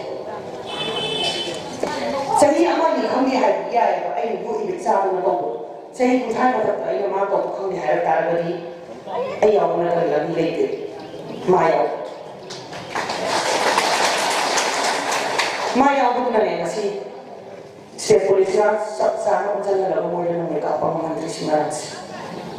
ꯒ꯭ꯌꯥꯟ ꯇꯥꯕꯤꯔꯕ꯭ꯔꯥ ꯑꯩꯅ ꯁꯨꯒꯤ ꯆꯦ ꯆꯥꯡ ꯄꯨꯊꯣꯔꯛꯑꯣꯅ ꯍꯥꯏꯁꯤ ꯄꯨꯊꯣꯔꯛꯄ ꯌꯥꯔꯣꯏꯕ ꯈꯪꯉꯦ ꯂꯣꯠꯀꯅꯦꯕ ꯑꯗꯨ ꯄꯨꯊꯣꯔꯛꯑꯦ ꯇꯨꯝꯗꯣꯏꯕ ꯃꯅꯤꯄꯨꯔ ꯄꯨꯊꯣꯔꯛꯑꯣꯏ ꯄ꯭ꯔꯤꯚꯤꯂꯦꯖ ꯗꯣꯀꯨꯃꯦꯟꯅꯤ ꯑꯦꯛꯖꯦꯝꯄ꯭ꯂꯦꯟꯅꯤ ꯑꯔꯣꯟꯕ ꯗꯣꯀꯨꯃꯦꯟꯅꯤ ꯑꯗꯨ ꯑꯗꯥ ꯑꯖꯥ ꯊꯝꯃꯛꯀꯅꯤꯀꯣ ꯑꯗꯨꯕꯨ ꯑꯩꯅ ꯃꯣꯏꯗ ꯌꯦꯡꯊꯣꯛꯅꯤꯡꯉꯤꯗꯤ ꯃꯅꯤꯄꯨꯔꯒꯤ ꯂꯩꯉꯥꯛꯅ ꯁꯣꯀꯣꯜ ꯃꯩꯇꯩꯅ ꯑꯩꯈꯣꯏꯅ ꯃꯁꯤꯡ ꯌꯥꯝꯕ ꯂꯩꯉꯥꯛꯅꯦꯅ ꯈꯜꯂꯤꯕ ꯃꯅꯤꯄꯨꯔ ꯒꯣꯔꯃꯦꯟꯁꯤꯅ ꯑꯩꯈꯣꯏꯅ ꯇꯧꯔꯤꯕ ꯅꯝꯊꯥꯛꯁꯦ ꯀꯩꯅꯣ ꯍꯥꯏꯕꯗꯣ ꯃꯣꯏꯒꯤ ꯃꯥꯏꯈꯨꯝꯗꯣ ꯍꯥꯡꯗꯣꯛꯅꯕ ꯍꯪꯕꯅꯤꯗ ꯇꯧꯔꯅꯨ ꯅꯣꯏꯅ ꯇꯧꯔꯤꯕ ꯆꯥꯏꯕꯗꯣ ꯈꯪꯉꯦ ꯍꯥꯏꯕ ꯑꯗꯨꯅ ꯆꯤꯡꯗ ꯊꯥꯔꯤꯕ ꯄꯣꯄꯤ ꯆꯤꯡꯒꯤ ꯗꯤꯁꯇ꯭ꯔꯤꯛ ꯈꯨꯗꯤꯡꯃꯛꯇ ꯄꯣꯄꯤ ꯂꯣꯏ ꯁꯨꯔꯒ ꯊꯥꯗꯕ ꯑꯃꯐꯥꯎ ꯂꯩꯇ꯭ꯔꯦ ꯃꯩꯇꯩ ꯃꯔꯤ ꯁꯨꯡꯗꯥꯏ ꯅꯤꯄꯥꯜꯁꯤ ꯂꯣꯏꯅꯃꯛ ꯑꯩꯈꯣꯏ ꯃꯐꯝꯁꯤꯡꯁꯤ ꯂꯣꯏꯅꯃꯛ ꯁꯨꯅ ꯗꯤꯁꯇ꯭ꯔꯤꯛ ꯈꯨꯗꯤꯡꯃꯛ ꯂꯣꯏꯅ ꯁꯨꯅ ꯄꯣꯄꯤꯁꯤꯅ ꯄꯥꯛ ꯁꯟꯅ ꯏꯁꯤꯡ ꯏꯆꯥꯎꯗ ꯊꯥꯔꯦ ꯅꯣꯡꯃ ꯅꯣꯡꯃꯒꯤ ꯄꯣꯄꯤꯁꯤ ꯃꯁꯤꯡ ꯌꯥꯝꯈꯠꯂꯛꯏꯁꯤ ꯀꯩꯒꯤꯅꯣ ꯐꯤꯜꯁꯦ ꯃꯁꯤꯡ ꯌꯥꯝꯈꯠꯂꯛꯏꯁꯤ ꯀꯩꯒꯤꯅꯣ ꯃꯁꯤ ꯆꯍꯤ ꯑꯃꯗ 2ꯗ 5ꯗ 10ꯗ ꯑꯣꯏꯊꯣꯛꯄ ꯌꯥꯕ ꯊꯕꯛ ꯍꯥꯏꯕ ꯅꯠꯇꯦ ꯃꯥꯒꯤ ꯆꯍꯤ 30ꯒꯤ ꯃꯊꯛꯇ ꯆꯪꯅ ꯊꯥꯔꯛꯄ ꯄꯣꯠ ꯑꯃꯈꯛꯅꯦꯕ ꯑꯗꯨ ꯑꯣꯏꯇꯥꯔꯒꯗꯤ ꯑꯩꯈꯣꯏꯒꯤ ꯂꯝꯁꯤ ꯗꯤꯁꯇ꯭ꯔꯤꯛ ꯃꯌꯥꯝꯁꯤ ꯂꯩꯉꯥꯛꯇ꯭ꯔꯕ꯭ꯔꯥ ꯆꯤꯡꯒꯤ ꯗꯤꯁꯇ꯭ꯔꯤꯛ ꯃꯌꯥꯝꯁꯤ ꯂꯩꯉꯥꯛꯀꯤ ꯃꯃꯤ ꯑꯝꯇ ꯂꯩꯇ꯭ꯔꯕ꯭ꯔꯥ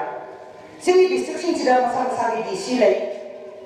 ꯐꯣꯔꯦꯁꯠ ꯗꯤꯄꯥꯔꯠꯃꯦꯟꯠ ꯂꯩ ꯑꯦꯒ꯭ꯔꯤ ꯗꯤꯄꯥꯔꯠꯃꯦꯟꯠ ꯂꯩ ꯁꯦꯟꯇ꯭ꯔꯦꯜꯒꯤ ꯗꯤꯄꯥꯔꯠꯃꯦꯟꯠ ꯃꯌꯥꯝ ꯑꯃ ꯂꯩ ꯁ꯭ꯇꯦꯠ ꯄꯨꯂꯤꯁ ꯂꯩ ꯁꯦꯟꯇ꯭ꯔꯦꯜ ꯐꯣꯔꯁꯦꯁ ꯃꯌꯥꯝ ꯑꯃ ꯂꯩ ꯁꯤꯒꯤ ꯃꯌꯥꯝꯁꯦ ꯆꯍꯤ 30ꯒꯤ ꯃꯊꯛꯁꯦ ꯁꯨꯡꯃ ꯍꯦꯛ ꯎꯗꯅ ꯂꯥꯛꯄ꯭ꯔꯥ ꯃꯣꯏꯒꯤ ꯔꯦꯀꯣꯔꯠ ꯑꯝꯇ ꯂꯩꯔꯝꯗ꯭ꯔꯤꯁꯦ ꯑꯣꯏꯊꯣꯛꯄ ꯌꯥꯕ꯭ꯔꯥ ꯌꯥꯗꯦꯀꯣ ꯑꯗꯨꯋꯥꯏꯗꯨꯗ ꯗꯥꯏꯔꯦꯛ ꯁ꯭ꯇꯦꯠꯇꯨꯅ ꯀꯔꯕꯥꯔꯗꯨ ꯌꯥꯎ ꯂꯩꯔꯕꯅꯤꯅ ꯃꯥꯒꯤ ꯂꯩꯉꯥꯛꯁꯤꯡꯗꯣ ꯅꯪ ꯎꯁꯟꯅꯧꯔꯣ ꯈꯪꯖꯟꯅꯧꯔꯣ ꯍꯥꯏꯅ ꯃꯊꯧ ꯇꯧꯍꯟꯗꯕ ꯆꯤꯡꯗ ꯂꯩꯉꯥꯛꯇꯕ ꯃꯊꯟꯗ ꯑꯗꯨꯝ ꯊꯥꯗꯣꯛꯄ ꯑꯗꯨꯒ ꯁꯨꯒꯤ ꯏꯟꯚꯣꯜꯚꯃꯦꯟꯇꯨꯗ ꯃꯅꯤꯄꯨꯔ ꯒꯚꯔꯟꯃꯦꯟꯠꯁꯦ ꯗꯥꯏꯔꯦꯛ ꯗ꯭ꯔꯒ ꯂꯂꯣꯟꯕꯗ ꯗ꯭ꯔꯒ ꯅꯥꯔꯀꯣꯇꯤꯛꯁ ꯀꯥꯔꯇꯦꯜꯗ ꯁꯔꯨꯛ ꯌꯥꯃꯤꯟꯅꯕ ꯑꯥꯗꯒꯤ ꯀꯥꯏꯊꯔꯛꯏꯕ 5,000 ꯀꯥꯗꯔ ꯑꯃꯃꯝꯒꯤ ꯑꯗꯨꯁꯨ ꯍꯨꯔꯥꯟꯃꯤꯟꯅꯕ ꯁꯣꯅꯥꯀꯟꯗꯒꯤ ꯗ꯭ꯔꯒꯇꯒꯤ ꯍ꯭ꯌꯨꯃꯦꯟ ꯇ꯭ꯔꯥꯐꯤꯀꯤꯡꯗꯒꯤ ꯕ꯭ꯂꯦꯛ ꯃꯥꯔꯀꯦꯇꯤꯡꯗꯒꯤ ꯍꯥꯏꯕ ꯇꯦꯛꯁꯇ ꯊꯣꯛꯂꯛꯄ ꯄꯩꯁꯥꯗꯨꯁꯨ ꯃꯅꯤꯄꯨꯔ ꯂꯩꯉꯥꯛꯀ ꯌꯦꯟꯅꯕ ꯑꯗꯨꯒ ꯄꯨꯂꯞ ꯀꯟꯃꯤꯟꯅꯔ ꯊꯝꯕ ꯑꯗꯨꯅ ꯌꯦꯡꯅꯕꯁꯤ ꯈꯨꯗꯛꯇ ꯀꯅꯥ ꯂꯩ ꯑꯊꯥꯞꯄꯗ ꯀꯅꯥ ꯂꯩ ꯍꯥꯏꯕꯁꯤ ꯆꯥꯎꯔꯥꯛꯄ ꯑꯃ ꯃꯁꯛ ꯈꯪꯕ ꯉꯝꯕꯤꯔꯕ꯭ꯔꯥ इंटरनेट थिंजले हापोक नहले युमसी सुसो लोन लोजले पौन थाजले मपालगी पुना थाजले सोजे लोजल अंगो होम मिनिस्टर पार चक्रे अगोई खराव मत मपाली योगो मंत्रे इसुम सुमना मसिया मखरुम नि हाइदो गति नमादा मते हाइसिया पितरो फुरुम नि हाइदना बन्ना पी पीदरा मालेनी मपम सित तुना कोराव लाव सती बिगरबन चलनी ने मीरी खनबरा अमना ठिबुन नमगा वा मांगा नो इंटरनेट दे तो थमे अमना फ्री थाबे अदुनि थाबु इनि दुना तो मसुम बसकता ना तो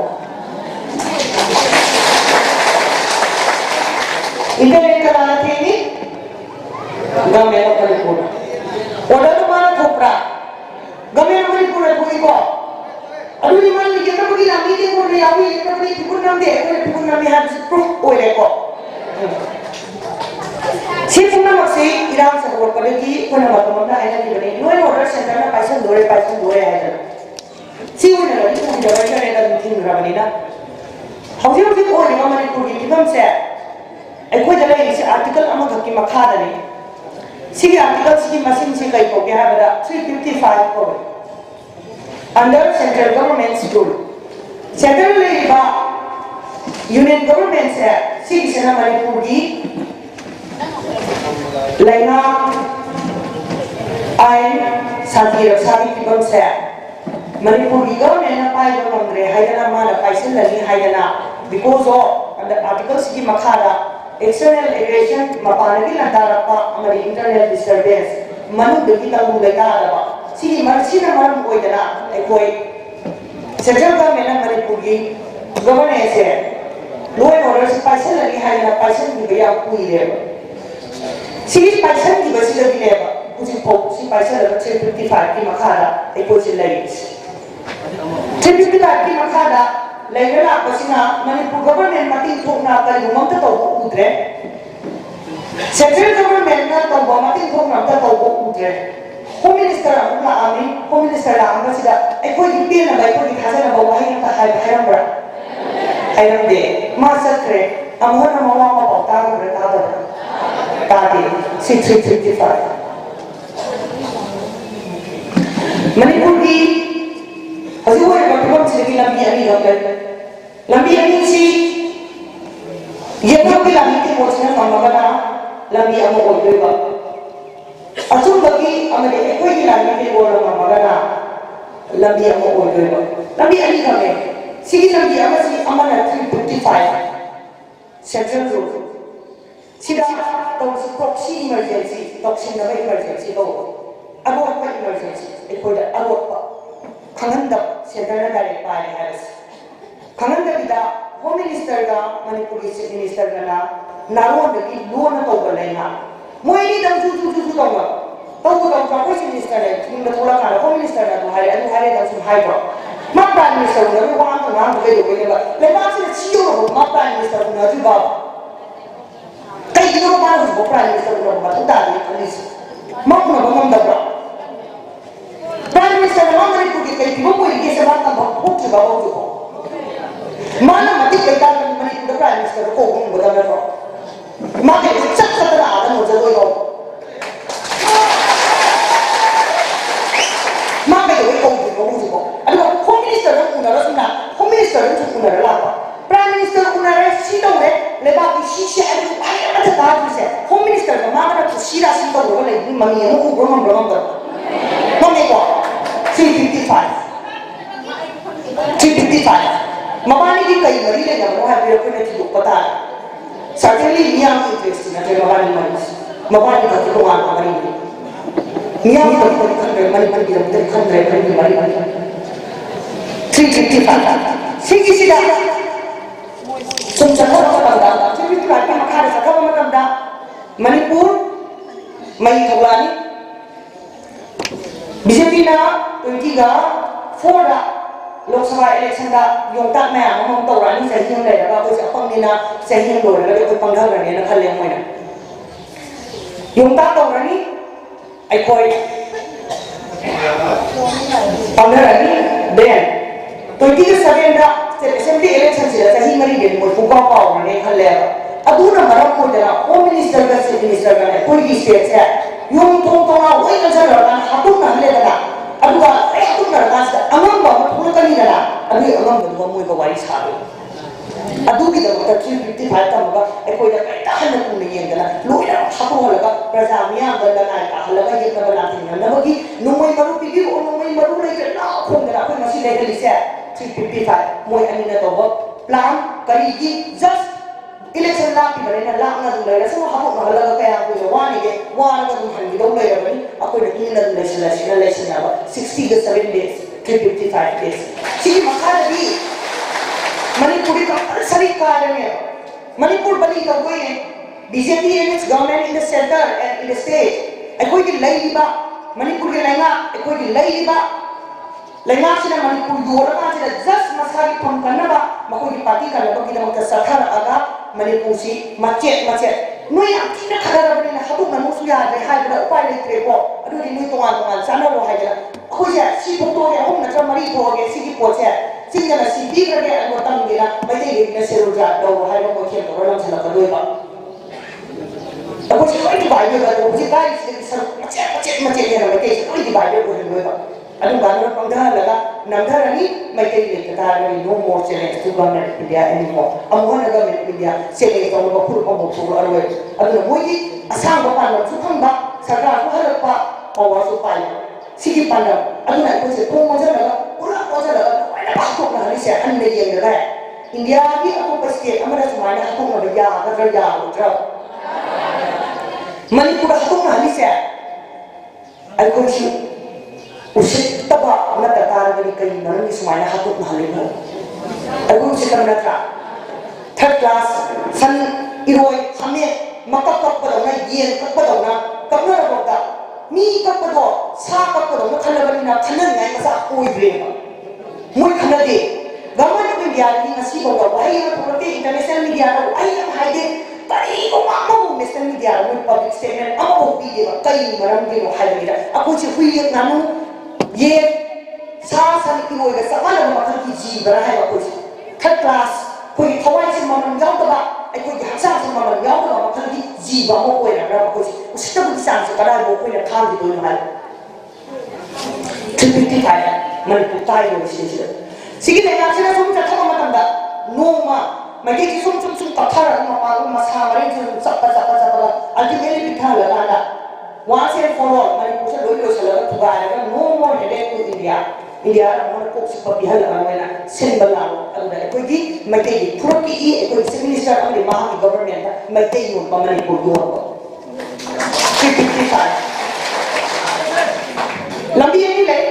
ani subalabi amana na lambi kai mani ko kai do ba magigi tum do ba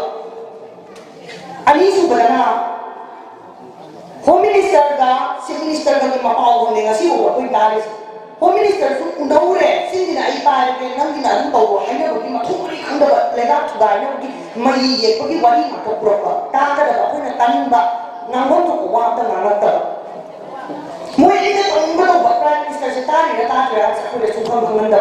adu da ka ni ako ne to ba la mo ki ku ki ne di ba to le na ko ne to we da ne ho khas ma thalu pi yak sing ne mo ki Moi dia di mata isai di mahal. Moi lagi kan bisa lor itu lah moi masih parti kalau kan yang tara sesuatu. Kalau kita tara bawa nak ni mesin sari yang sini ni. Mungkin di mata ni ada nak tahu dah ni hanya lagi kan.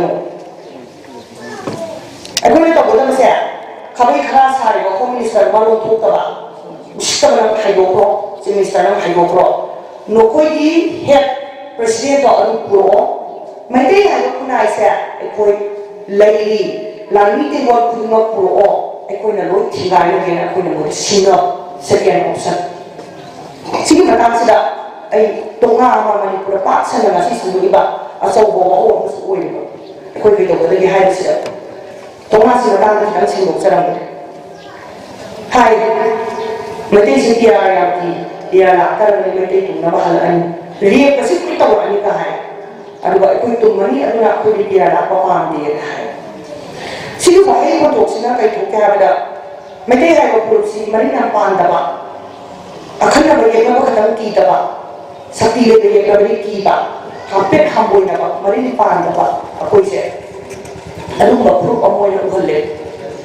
Mungkin kita bagi last sehingga kaya macam si mani pura am itu jadi kulai baik bila lalu kita nak nak ni lalu Wahu Tengarada Lapa Lambami Sida Central Forces be the CRPF Assam Rifle Indian Army Amadi State Police State Force Kuting Maki Miwat Minai Nungai Maru Kwai Kisa Nalai Tengai Nalai Saya Tengai Nakadana Kana Makodi Mapuga Menu India Tu Gai Tak Nikai Kau Nai Dan Singer Nalai Saya Maitai Neva So Miwa Sini macam si hendak matang sudah kaki kiri sanori tanah sanori mana? Nanti. Macam si dia lah kan bawa ini apa? Nakro. Aduh dia lah pada kan ada macam si dia nasi. Macam dia lah mesti dia. Makoi dia lagi Central Force punya peran mesti wajib amo wajib pun cuci kiri. Mula pada tahu sih kata aku tinggal pada semua tinggal ada. Ngapung na ba sila Manorama da ikon ni masin na kamay kin थेंगाई की मणिपुर की मियाम ना मैते ना कमाई थेंगाई की जून 19 दा कोई ना कमाई थेंगाई की सपना पुचक का कमाई थेंगाई की संजीत रविना दा कोई ना कमाई थेंगाई की दे मैते की भी करते सो की रखते की सुकी दे ना सिसु की सुकी वो मणिपुर मियाम पुंबना मसी कोई ना खंगदा से मैते की दी है मैते की है कोई बने रेटिक से कनारे थोड़ा कोनो से थोड़ा टेस्ट को मिला से मैते की आती है कि सर्टेन न्यू खरना की आती है या नदी मैते मांसे बा मैते तुम जगह ये से ngasi dai bale nga chine ko da loi na pho ma na tha to ma chien re pia la ta ga ko ko steps kai han bada sakaji matho to holaro ma suspend to thamani matho to holala adi matam da ma khare khara sa ba maro sakaji na ngasi thugai ba to ko ba me aji ma maro matho to ma maro sakaji ma khong le ko ma mi ngam de ha si test to wari makum me pang da tar kari sarkar se lothok rani ma le haldaro mangan rani dissolve to rani adu ki matum da la ta ku state se election han doi ne election han ba matam da ngasi manipur le ba BJP gi lengak se halakidra adu ki da matam manipur government na khwai gi PR ki karai ki thule ko se gyan ta PR da mamangda toti sin tai mai lai wasa kon no mada tar oi de thaba free da khalai lai ba mai am thin na dira ya se lu yin ne wa ba ya wi ai han na kana so ki da PR ro ngasi koi da government instability government da like defection majority upang da wa amari unitary tari oi me election taw ngai mamangda PR me am la ki le mo bi ko PR se me te yo ho be ho ko PR na tari 1993 daga ki class tai ni hai adu asim reason ki me te yo pananga ko to na ki du ni maram ju 19 su me te yo ho ke la pani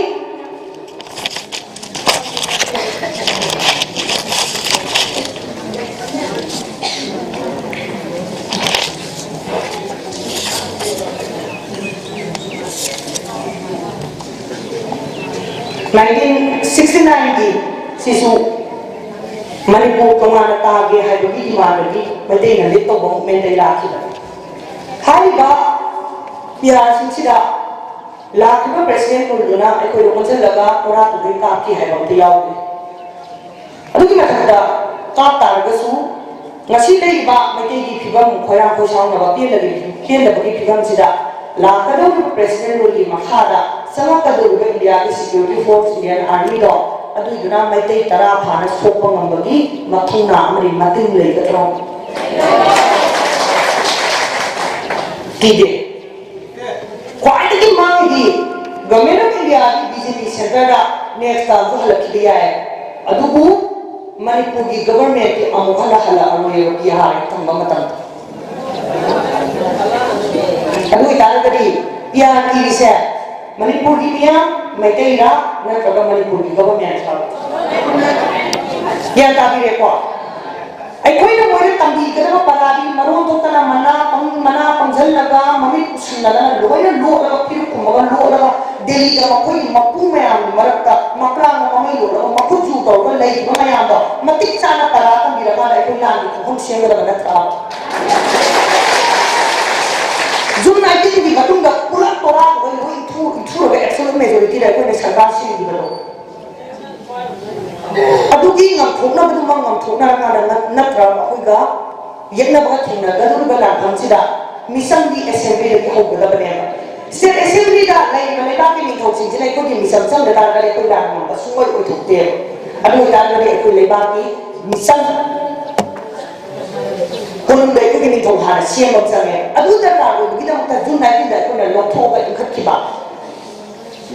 lo thok ko su ngam ni in khat pa su ngam ni ha do man ko mi ya man ngam thuk na ba ma sang ye ba adu gi ngam thok na bro ya na ka di la oi da sarkar se ya na ka di home minister na kal la tham do re ba home minister da tu sin se la kal la ga sa han tha ga nei ra ba ni na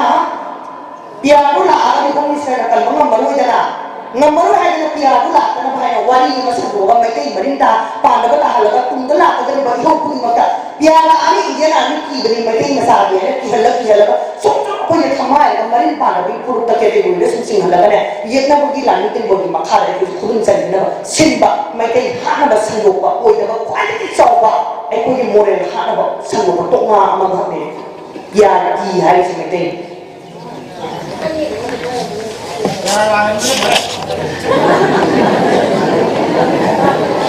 ye na masih kau yang purut ki ida sauna mai dei lei ba ai ko ni mo chi da loi lei ya sa ko thong na gamen mari pura ko thazari ga gamen india ko thazari ga thazar da di ai ko ni thang da ko thong thang se thazar da ko gamen mari pura o ji lei ko gamen chi ma kha sa tha ma ta da ai ko ni sa jali ba la chi ma kha ta na kan jen ba ma phira a ko chon da ka da so da ko loi ta da ko ko da bi ha se niam na le pio niam na le pio da makoy na santor ka tunga oi da mere ti oi ni ka thasal ka mera mar ka thasal ka adu isin da wa na ya ko cha kaya de marandi ko ki pa ko ama to na puchin bale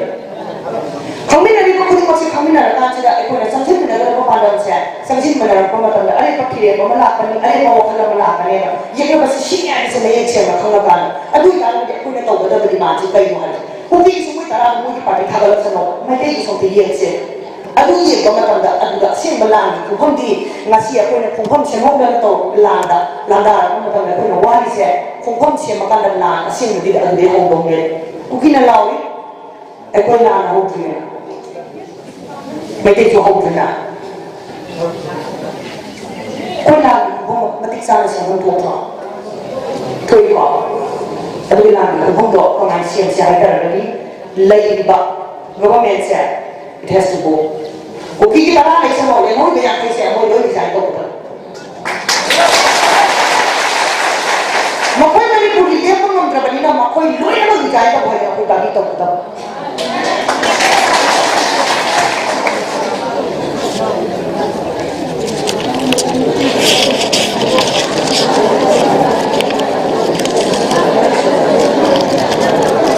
Makai lori saya tahu boleh aku tak tahu tak.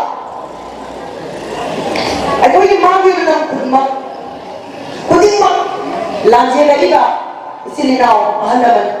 kau ibu kudima masa ni dalam kan luar nama kajian kita amma kau kajian dah ya dalam kajian mama amma kisah ni mau dah kita kaya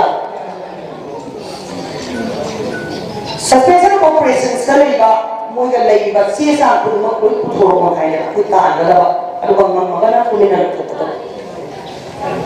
Mungkin aku tahu ya, aku nak ciri hai tak lagi aku semua yang beda ya. Macam saya nama tak boleh lihat tak lagi. Sini semua ini nama tak ada semuanya. Aku cuma nama tahu lagi macam aku tahu. Aku boleh tahu tak? Di mana tahu tak? Internet hang tahu tak? Pibun nama dia apa tak? Macam ini. Sini pibun nama tak ada. Macam ini pibun nama yang lain tak? Kayak gini, aku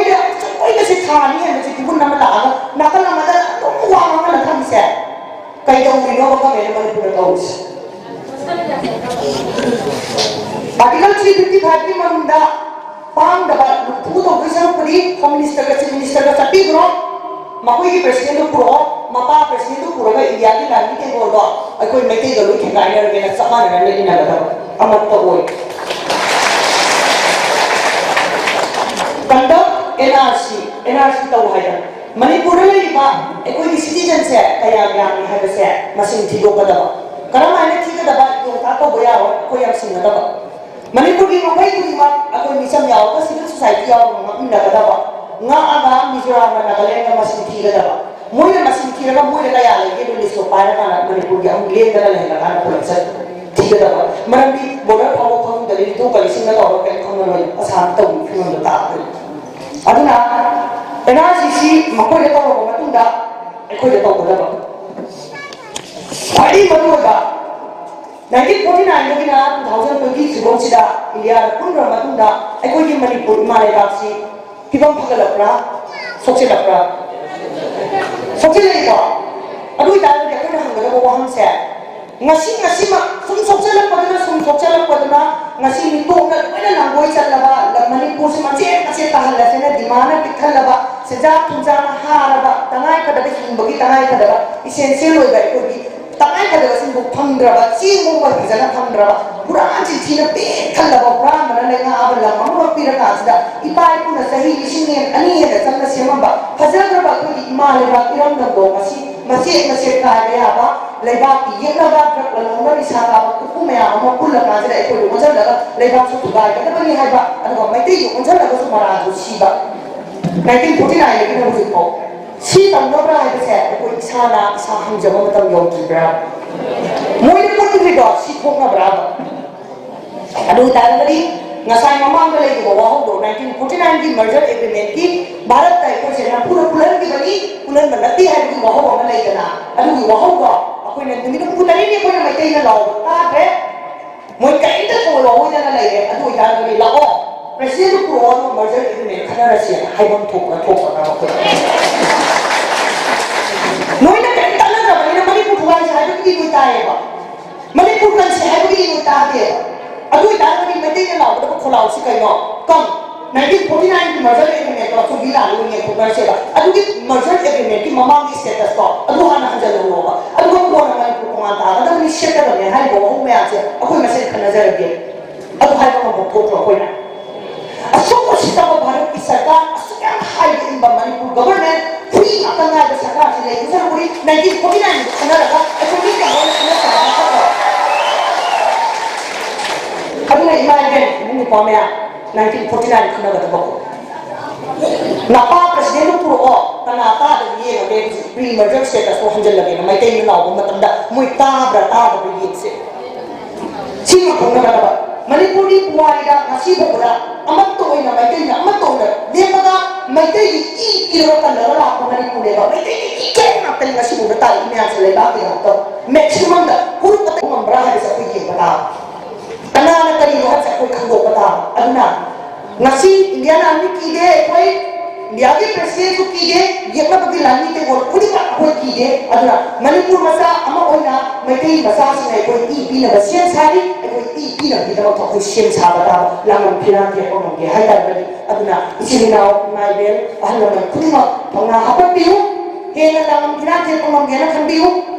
ये तो हमारा तभी हमारा खदोसी अदुआ कोई P ना बसियन सा से लान इन मन दबिया si hai ba ni si ka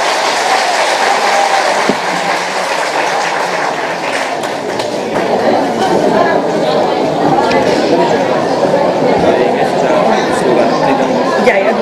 ไอ้ยาวมันหลอกไม่หลอกไอ้ไหนสโลกันมันหลอกแล้วทำยังไงบอกว่าซีสโลกันใหญ่ก็จะซีตรงซีเราคุยกันเลยกันแล้วดิสโลกันซีเจน่าหมายตรงเนี่ยมันคุยกันมาคุยกันอีเจนปีกันอีกก่อนพอสิ่งนั้นสโลกันอันนี้ก็ต้องลงในโฮเซนให้เอาไปทำงานห้ามนะบ่ซีเกเราซีตั้งแต่พูดอะไรทั้งที่ไหนแล้วก็มาเลยนะมันคุยกันมาก็คุยให้กันวันนี้คุยกันค่อยห้ามแล้วก็เป็นซีพูดกันอีกหัวกันแล้ว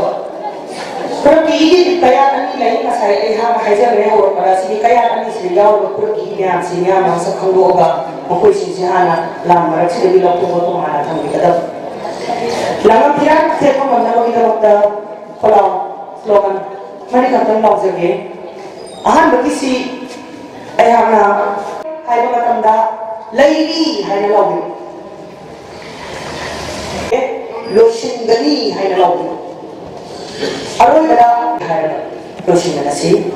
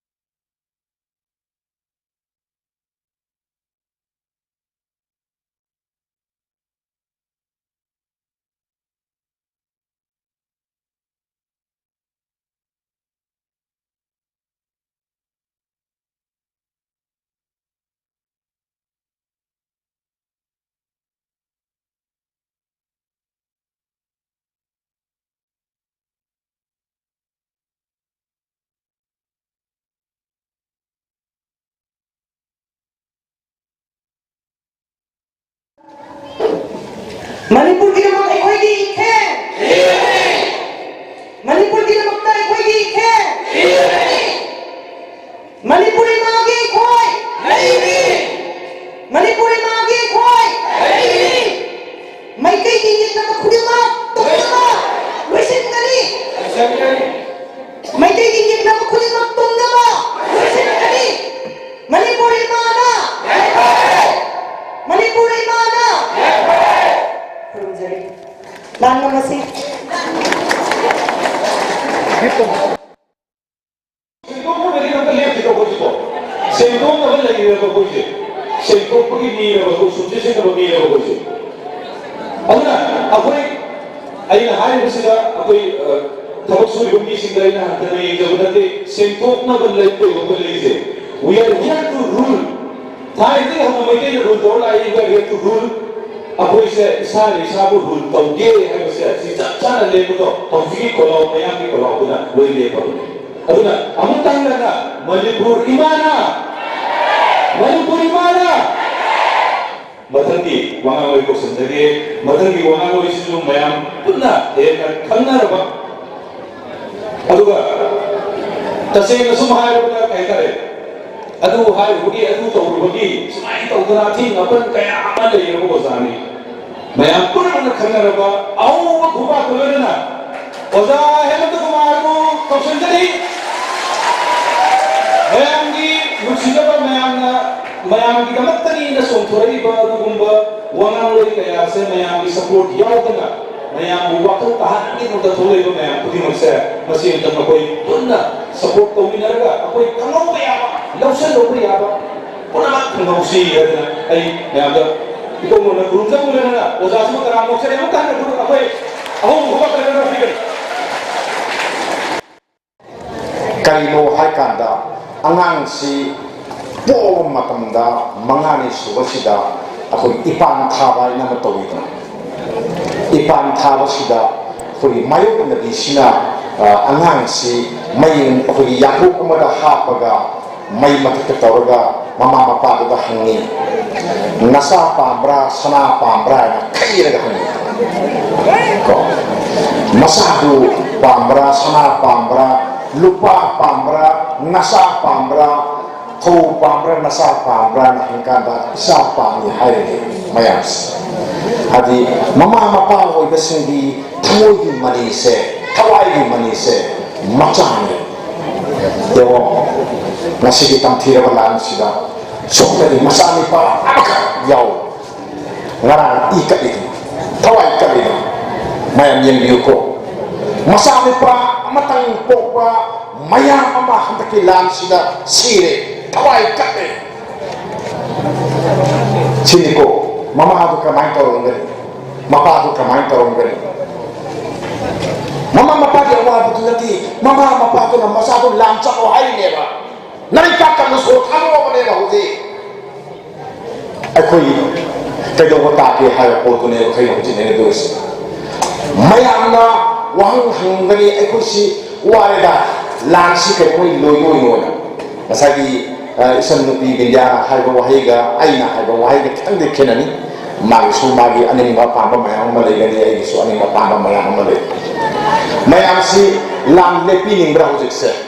ai wa hangjari ni mayam da mayam si lam si tu osira nataga lam si tauhida lam tauhid hari si kari gino no nati ai na hayu so adu de ko nungui paga ni hat pagi lam do adu khak na ta lam mayam amal lay ko nungui ka pa pagi lam na ta lam amal lay akoi lam se asom tawra pun sisi loi ga ha ba di loi ko lam si no ma di so na loi ga ni sahi manga sang bayai tai sang bayai sa sang bayai lam no ma di loi ga ni kana ma tam la koi lam loi ga ni mai tai ai koi inga ba kan lam loi ga ni mai tai ai koi ho ti himbra yexiko mapangan kalami mai tai nong sa oi ga mama oi kaya na matata putung na yega ai koi kan di ora seri lojeng loyaga मैं उबिरंग गली TV लो उबिरंग गली mayam thadok na seri mayam mai thai kanana thai yumdang bana thai mitok na mai thai mapu ai koi na seri sigi ngam sini ko hojik taw ise sigi wafam si mayam si thamjaraga ai gi wafam mayam si ai hojage me hom dagini ai koi manipura lam thui se lam jaw ma thui se ko lam sida mi kayam sirage si mayam hangbiram gani paw se mayam su kaya yam da bani na ngarang hawada mi samaga nifu nipan sire mi samaga nifu nipan english ta haragana 148 masi sire aina haibana te ko sise supreme court manipur government na report mapikhati report mapikhata moina July tang mari hoki report se pikat pada moina mi asuk sire na hai adu lemoi ko saru krado akoi na hamsul laga samani phuni pan sire na hai ni ko hana du akoi yeng na bayam sirami hojina no makang de nga pa siri pau tawa bayam ta bi ran gani ai sa haja bedoni makhanda po masasi adagi di den akoi sakti ba nang hundu ba mama kuri nauribi mama mayam lukha sunda sam lamba mayam ma hoji thawai kali si mayam akoi thengai ko akoi su mi yam sire yam sire kali no koi mi sire akoi mi sire kali no akoi otor ko kanda akoi ko kan bi na mi si amta leram da bai wani police ka bi no de lamni ne kan bi de gamen du kai sakre gamen se kai no mayam kami dengan miangi punsi lantum ngapai se gamen ki magi tangai pada thogdang ni hai se constitution da yaw ni ne ba ai khoi sika da moi kan ngamra kan ngamde ai khoi yum lai tha da moi kan ngamra kan bi de manipur ga me su kan ngamde aduga loe order se ngak ko ngamde na khoi na hai ga saw akoi do unsal le sawe sidan nam ni ba video me an thara ka da ba ko horen ni dang ga di abum la ko suwe thara suwe ai di yam toi to ko ni la khang le ko ado si to se aina mayam da haji ni ko manipur ga me na mi ang ni punsi nga ko munde kan ba munde india ga me na kan di ba munde ko sima ako yan na kai se na khang le se ko aduna yum se hodu pawda yum mai na koina yum mai si meang khambi na bele ni kursi amagi kursi da yum mai si anek samun de ko amuk tari yo sa ina kumba na sa sajaba ngaya pa na sajaba la ba kusu tinda sajaba ma so ma ai kursi gi madal je de ni sa isu meang thanam ta da da meang thanam ga ai kursi lo gi doi ne ko abu wa sajaba yum do punna thari se lising mangaga ya thai go hum do shuhre si akoi khangmen se ko akoi hana akoi si kunga pa mamin tari tar moida hadat tamin na koi thonda tar pani la kunga pa ko akoi hana thorang tahu de se mayam jai ko kari thorang tahu de ko koi se kari no hai kanda akoi di ngapi semin ba mayam ma leire manipur police commando leire mr leire irb leire indian army leire assam rifle leire na hai bana to asam rifle mayam lay ba ko commando mayam su lay ko ado police mayam ma lay ba akoi yum si kan bi di ba mo akoi yum mai tha ba mo na kan ngam de ko ado di ka jore niam hai re akoi sa bu ngak che re bi hai no mai lo re mayam kham bi ngam ko nan no mai lo ko lai ko sida no mai lo ko lai ko ka pa ra ma si ko ado ka ka pi mo Nung tawag ba mo matawag tawag na ako tawag sa hay na tro. Nung may ka lagi nung mo. Niya mo nung may na tro. Mapuna nung may piwa ba ay nung may piwa ba mo na misam da ka to kari gino. Ako mapu da ka to kari gino. Moy matatabu e kaya no ko. Amaro da hay. Ako si kalini. Ngasi sita lagi nang ba. Sino nang da sa daga kun na priyawa kang na tayo tumba ko yung why eh. Người ngau hai batu người ngap ta bagi aku ngap se hai na tro adu ni ka jore ni ni no mayam pai kan da mo yo pai si do mayam ku no tro adagidi asam rifle ki dress seri moina adagidi asam rifle ka dum lei moi khandi asam rifle ne khandi no dum kapi adum sieta ado akoi nga pasi kana na manipur le ba mai kai inje kana na kanbi ge hoji kanbi na ba kana lai kanbi na ba lai ta banina akoi isane isabu kan bata ngak cha bata kun ngak cha bata ba akoi pulsi akoi le kan ja bata ba maduna no mai mathau tar patagi no mai piyo hai bane sima ai thamjaram ge masi lo na ya ba po ni ko ai haje noina kala ba ge akoi no mai ai no sai haje ai na sulai se ngang we ba mayam jum da pothara lai min ne ba ko asai da yum khara mai thare tawo na yum mai thaw la ko su para athare para hakre adagi thare no yum sani khoi na sani adu lo yum to adu lo yum tra ba adu mathibong pa da ba men lai badagi na to khoi wari se sing ko sina kai khang je ba ko adu ga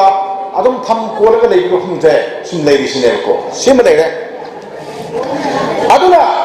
akhoi mai tai se yang kan boi ningam ni sa hai ni ko mai tai nong sani thai na matam amda khoi gi keno da awada hai khoi na Myanmar se na ko bi na bani ni thi tu le da thang sa ni ga yeng na ba mayam se khoi na tam thu i ga hai ko thibo mai khoi na losen la ni ai ko mayam na adagi ye thibo yang khajan ko kohima asam ga se khoi na param mini hoju silsar na hai mu thum je mai tai mu we ni lam we ni ko kai na thanda khoi kasas ga keno siga kasas na mo ya pitho ba adu ga ji bang gi matak khoi sinabi ya bu samudra wang lang lai ni khangi ni adagi ke dore lamni mayam lai nungi apa ko pai se mai tai loi khangi adu ke dore nakhoi nakha kan lai dei sokudi miku amatang mo so ni tambagi harau ngai ba phudu maga akoi sige na siri thawai kali ne nakro adu gi thauna min gen do kai ta ke shi ni ngasi aina mayam dang je ri se kai ta ke shi adu kalang ba pang kalang ba hai ke har ga sesu har mi tin ko akoi lai khoi ngam khai ngam ni si har mi le ko matam du gi yang biro khom ka tung ko te ra hoi tingang mar ka sai tingang mar ka sapada ipai ku gi khom jing do mar da putha da ne yu da ne kayam thona da ne bi yang bio ko adu nga si de ke do re sumo tho ka ga ai lam su krai ne ram ge si khan bada akoi awa mu oi re pale lang nam re me aku birang ni ko semai lam ngam re ko asumna kan da antu he yo da ko sa hum le tre lo re ko yari po sai da lo re smai ko kan da mai tai gi lam si krai da no se mai yam se ado ipai ku na than bari kai than ni manipur se thambira mi ne ko kang nei pa na chaw ro bam ma thambira mi ne ko ado usi ko ai toi mayam se noksa gi masa ne hai ba ko gi matam si da tung tho kan da de ke do re semai da lo le ne ko ken de ne ko ya ko gi akoi ka yang so me akoi che le ho je akoi lang che le bari ko mai kai lang che le bari ko mayam ko bi de je ho ji yang biro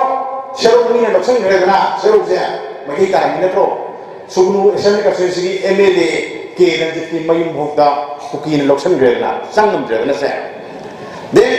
lojing loya ga si kung siya ka ta mai kai kul me amro loksan ne na ho ji mai kai na pai ni bro ko ko ja ka no do akoi ko do ni na pai ha no je yum de bo le sin ne na akoi gi lokhom ne na lo uzara ba lo du moina sabok hoerga ho ji moina lo uri sini ko mai tai se si la bani ko ko se akoi gi lam se moina mulli ho ji sini ko adu ni kai akoi gi lam si kan ban to kani sai ha ji ni ko lam si akoi to pa ya gi ro ye akoi mai tai ko se ho ji si re akoi hing re ima le ba su kan bangam de thada su le bangam de koren kai daro ka do khang de lojing lo ya da ho ji dai ma yam si loi chen thana ra ga le mai tha do ga le akoi hing re akoi hing na ba ga makta akoi hing di ho lan thing ni si hai dio kan ma ta ba sahi manga sang bayai tara sang bayai sama sang bayai pulsi listen ka ke bayai mai tai hing di ho lan thing ni ai gi lam mang bayar ai gi lam kan na lan thing ni je ai ko gi phire ko ga da Hawlagi akoi na nungmei pai ga loi mak lan thengani ha phum tu ai hajar ko lalung aya ka male lambi ahum ni akoi salary se ko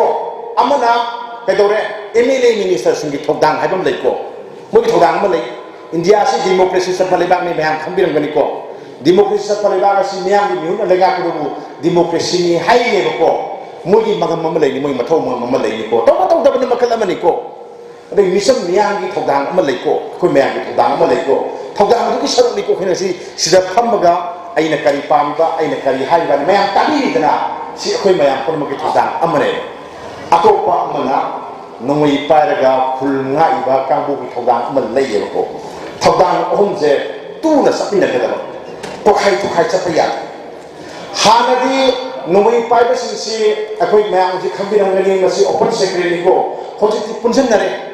lanham akoy lanham dali punjan nei ko dari kulnga ko matam dali ka dawre swaida commando na laro banaro akoy thiriba nungay kai chakage thiriba naro mayam do dari pun sa ini dari lungsi nei police ko sabari asumda so ko police ani to amana ko ki police amana mai ki police to ko asumda kanda mai ki yo ko mai ka kani ko adu su ka dawre uniform setana police ko ko ako ni so adum marka dum pulli ko aduna ima isa ko me amse thabok na ba ya da ko ama adum oye ko si ko khimina ga ba aduna mayang di thogdang lawri khunga ko mayang thogdang lawri khunga ko da thawai chali imele singi thogdang di kari lawri ge ba mayang da hangi siti noi imele ya khi noi bukai chakhagi noi bu kai doge noi di phire khangalu hai se kayam kuire hai reisa imele singi phire khangalu se kayam kuire ge ba imele da laaga sing yen ba phiron khara pi bado adu khakna imele gi mathau nati hai imele si yang chau jani ko mayang khabirang gani moi thogdang se yak dai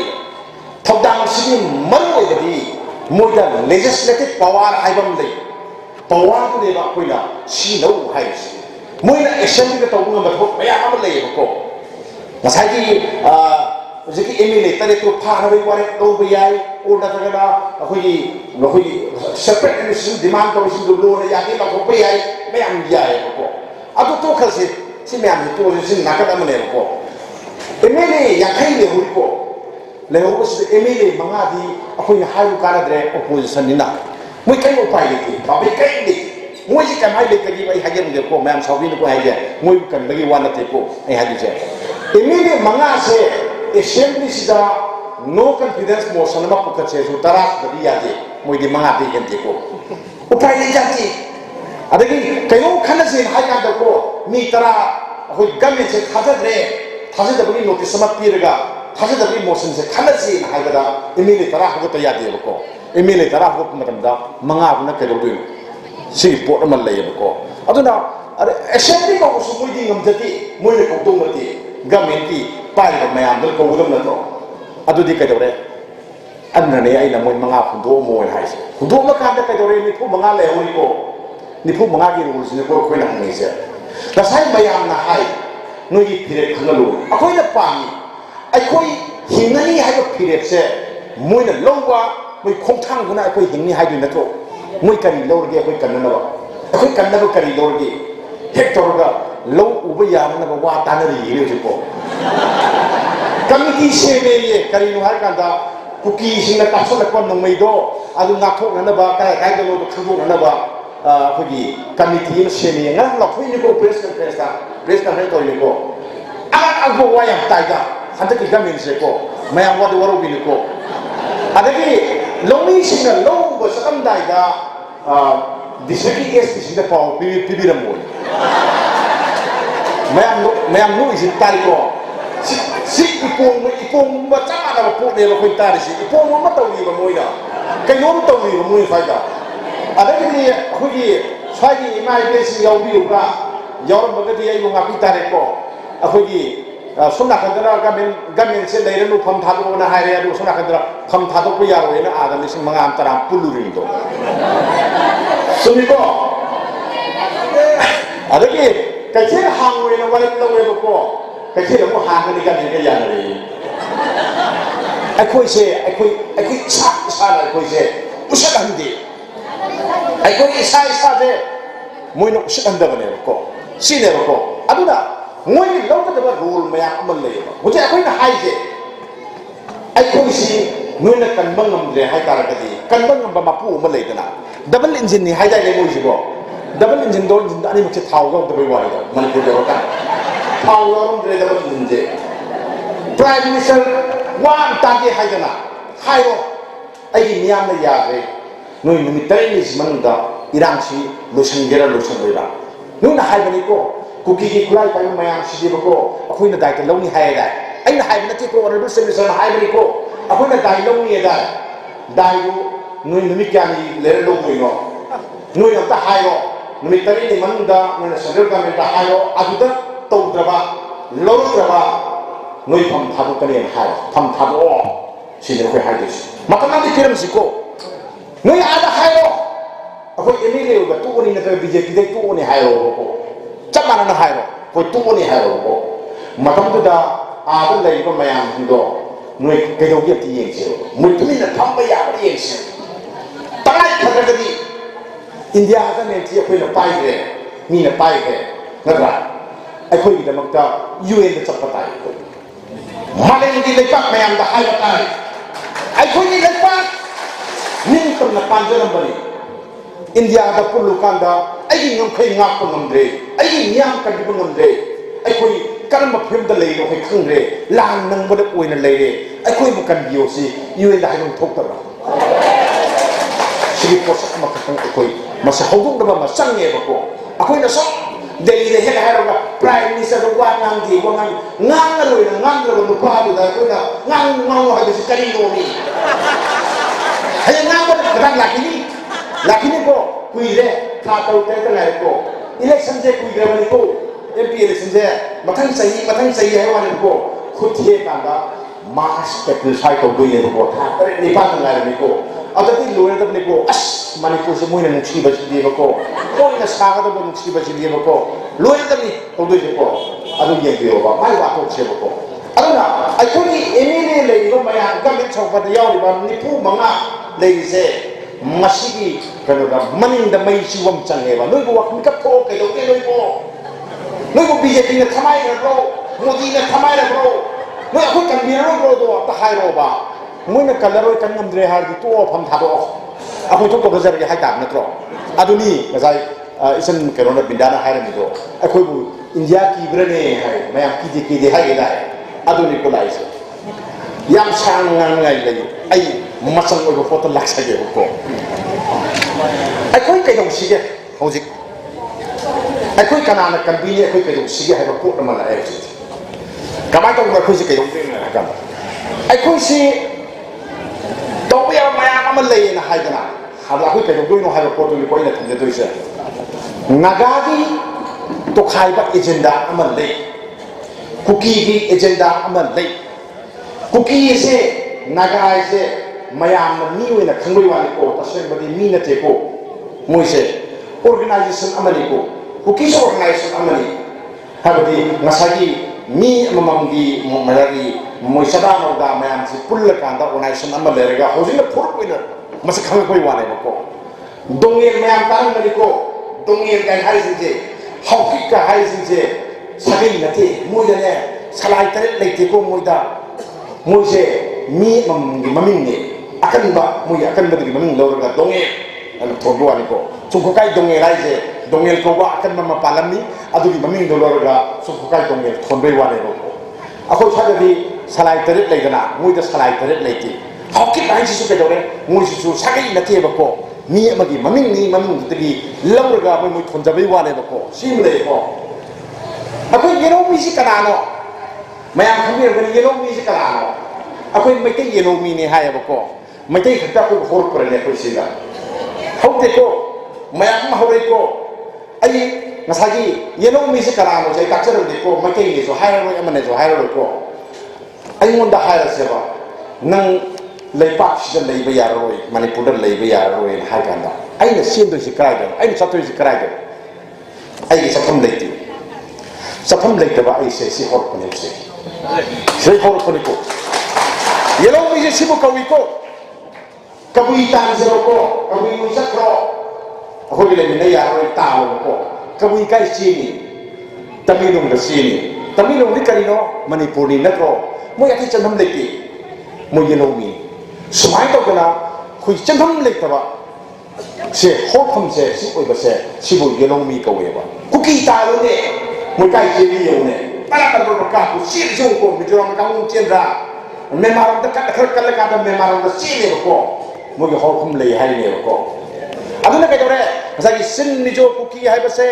कांगु अमना मिजोरम दगी संगी मिजोरम से मतमंग लुसाई हाय लुसाई बिसन हाय लुसाई कवेबा को लुसाई सिना मोजे हलकपनी हलकपदगी चलकपनी करम मतम the सेली या कना महाराज नरसिंह मतम द चलकपनी कांगु मा सना कंदा पाइते सिमते गाय तो सिंगे सुमदे चलकपने कांगु मा मणिपुर गा कसार गा सेली मरदगी मकै नि थोना मोजे खुदा हंगी बने को सी पोसिन ले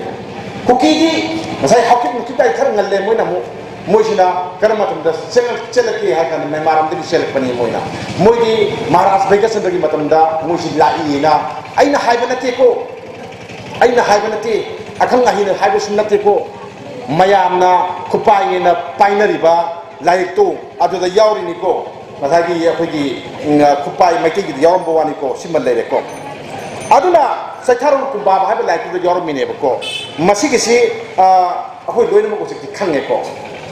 ado akhoi gi saida sum leira banina मोसे इंडिया की कॉन्स्टिट्यूशन मतुंग इन मोदी अखोगी मणिपुर मसा दु ओहिल लबे को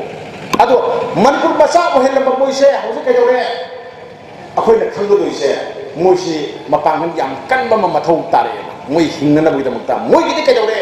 ai sa hayo कुकी की एजेंडा लई दो एजेंडा दो नि को ai hayo से कुकी की एजेंडा लई नगा की एजेंडा लई मकै की एजेंडा काय चाहके सिने में हिंदू जमे आता कुकी की दी मागी मरम लेते मयुम लेते मरम आई लमनी मकै की लमदा मोने लेशन बनी अदुगा खुदा संबनी नंदर लोबनी अदुगा नंदर ना दार खरे न लोगे है बनी जिना मो अदुगा सेपरेट इनिशिएटिव मो हरि नतो खले के दी इंडिया की तो खाई तागे हर के दोनी को से मुई एजेंडा नि को से कुकी की एजेंडा से सी अदुना एजेंडा रो फंगना बगदम त मोई नोमै काकिनी अखोइना लान लेप यारो मोई लान लेखरो एकदम हागनी को मोई एकदम नोमै काकिनी मोई की डिमांड फंगदेबो नोमै काकिनी कर मतम त डिमांड पीनी अखोइना सोक्थरब कादा अखोइना सरेंडर तरो कादा नोइना हांगे यारे पोपी फांबी अखोइ पोपी थागे सु थारो ड्रग ललोन के सु ललोलो नोइना सुजामपुर दगिना ने मोइरांग हो मोइ ओ ये सु बोइरो नखोइने हाइओबा लान लोइरे सरेंडर तरोबा लान लोइरे मदुना थोइ लान लोइरो कुकी की एजेंडा कइनो दुदी कुकी की एजेंडा दुनी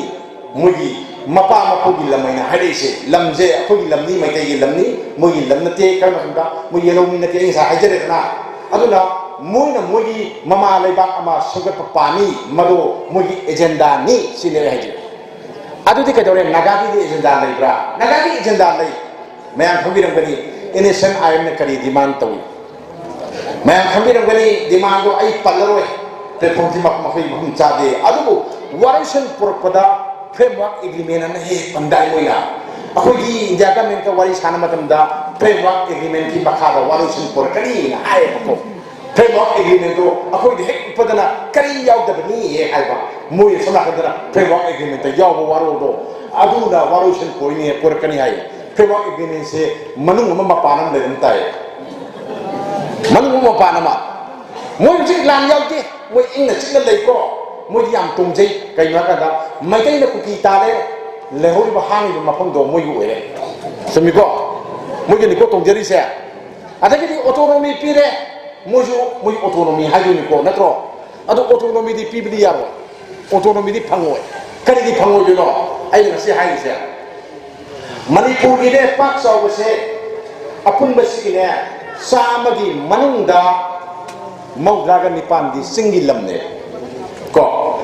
तपाकी लमदी ने सादा निपान खतनेबा अदुसु लौता खायो लौ उबयाबा खैसे खायो कांदा कोइसे सादा तरु खतनेबा कोइने लेइसे सादा तरु खछि तेरु फलमगा अतै ने होय मौद्रागा मौद्रापन कुंदुबो मुगी सेपरेट एडमिनिस्ट्रेशन और नतरगा मुगी केनो ऑटोनोमी फंगदी लैपाकसु लैया को स्टेटसु लैया को तांगदु दे कोइनी ने अखोइनी ने अदुननि ने मैकै ने छेदु टाइप पिउ हाइजो ओइगे हाइसे अखोइ हिंगनबनि अखोइ कन्ननबा हाइनि ने अदु मोइ ओनना खनबै वाने को सिने लाइसे अदुना मिसिंग दा अदुम यबिरो को मिसिंग से तपाक नमदा खुंदारी से ꯆꯥꯝꯃꯒꯤ ꯃꯅꯨꯡꯗ 90 ꯈꯛꯇꯅꯦꯕ 90ꯁꯨ ꯂꯣꯏ ꯈꯥꯏꯗꯣꯛꯀꯥꯟꯗ ꯃꯩꯇꯩꯗꯤ ꯌꯥꯝ ꯄꯣꯟꯗꯦꯕꯀꯣ ꯃꯩꯇꯩꯗꯤ ꯂꯥꯛ 5 ꯈꯛꯇꯅꯦꯕ ꯑꯩꯈꯣꯏ ꯁ꯭ꯋꯥꯏ ꯂꯩꯔꯤꯁꯦ ꯑꯗꯣ ꯃꯌꯥꯝꯁꯦ ꯃꯤꯁꯤꯡ ꯌꯥꯝꯕꯗꯤ ꯃꯣꯏꯅ ꯆꯥꯕ 65 ꯁꯨꯃꯥꯏꯅ ꯇꯧꯅ ꯂꯩꯈ꯭ꯔꯕꯅꯦꯕꯀꯣ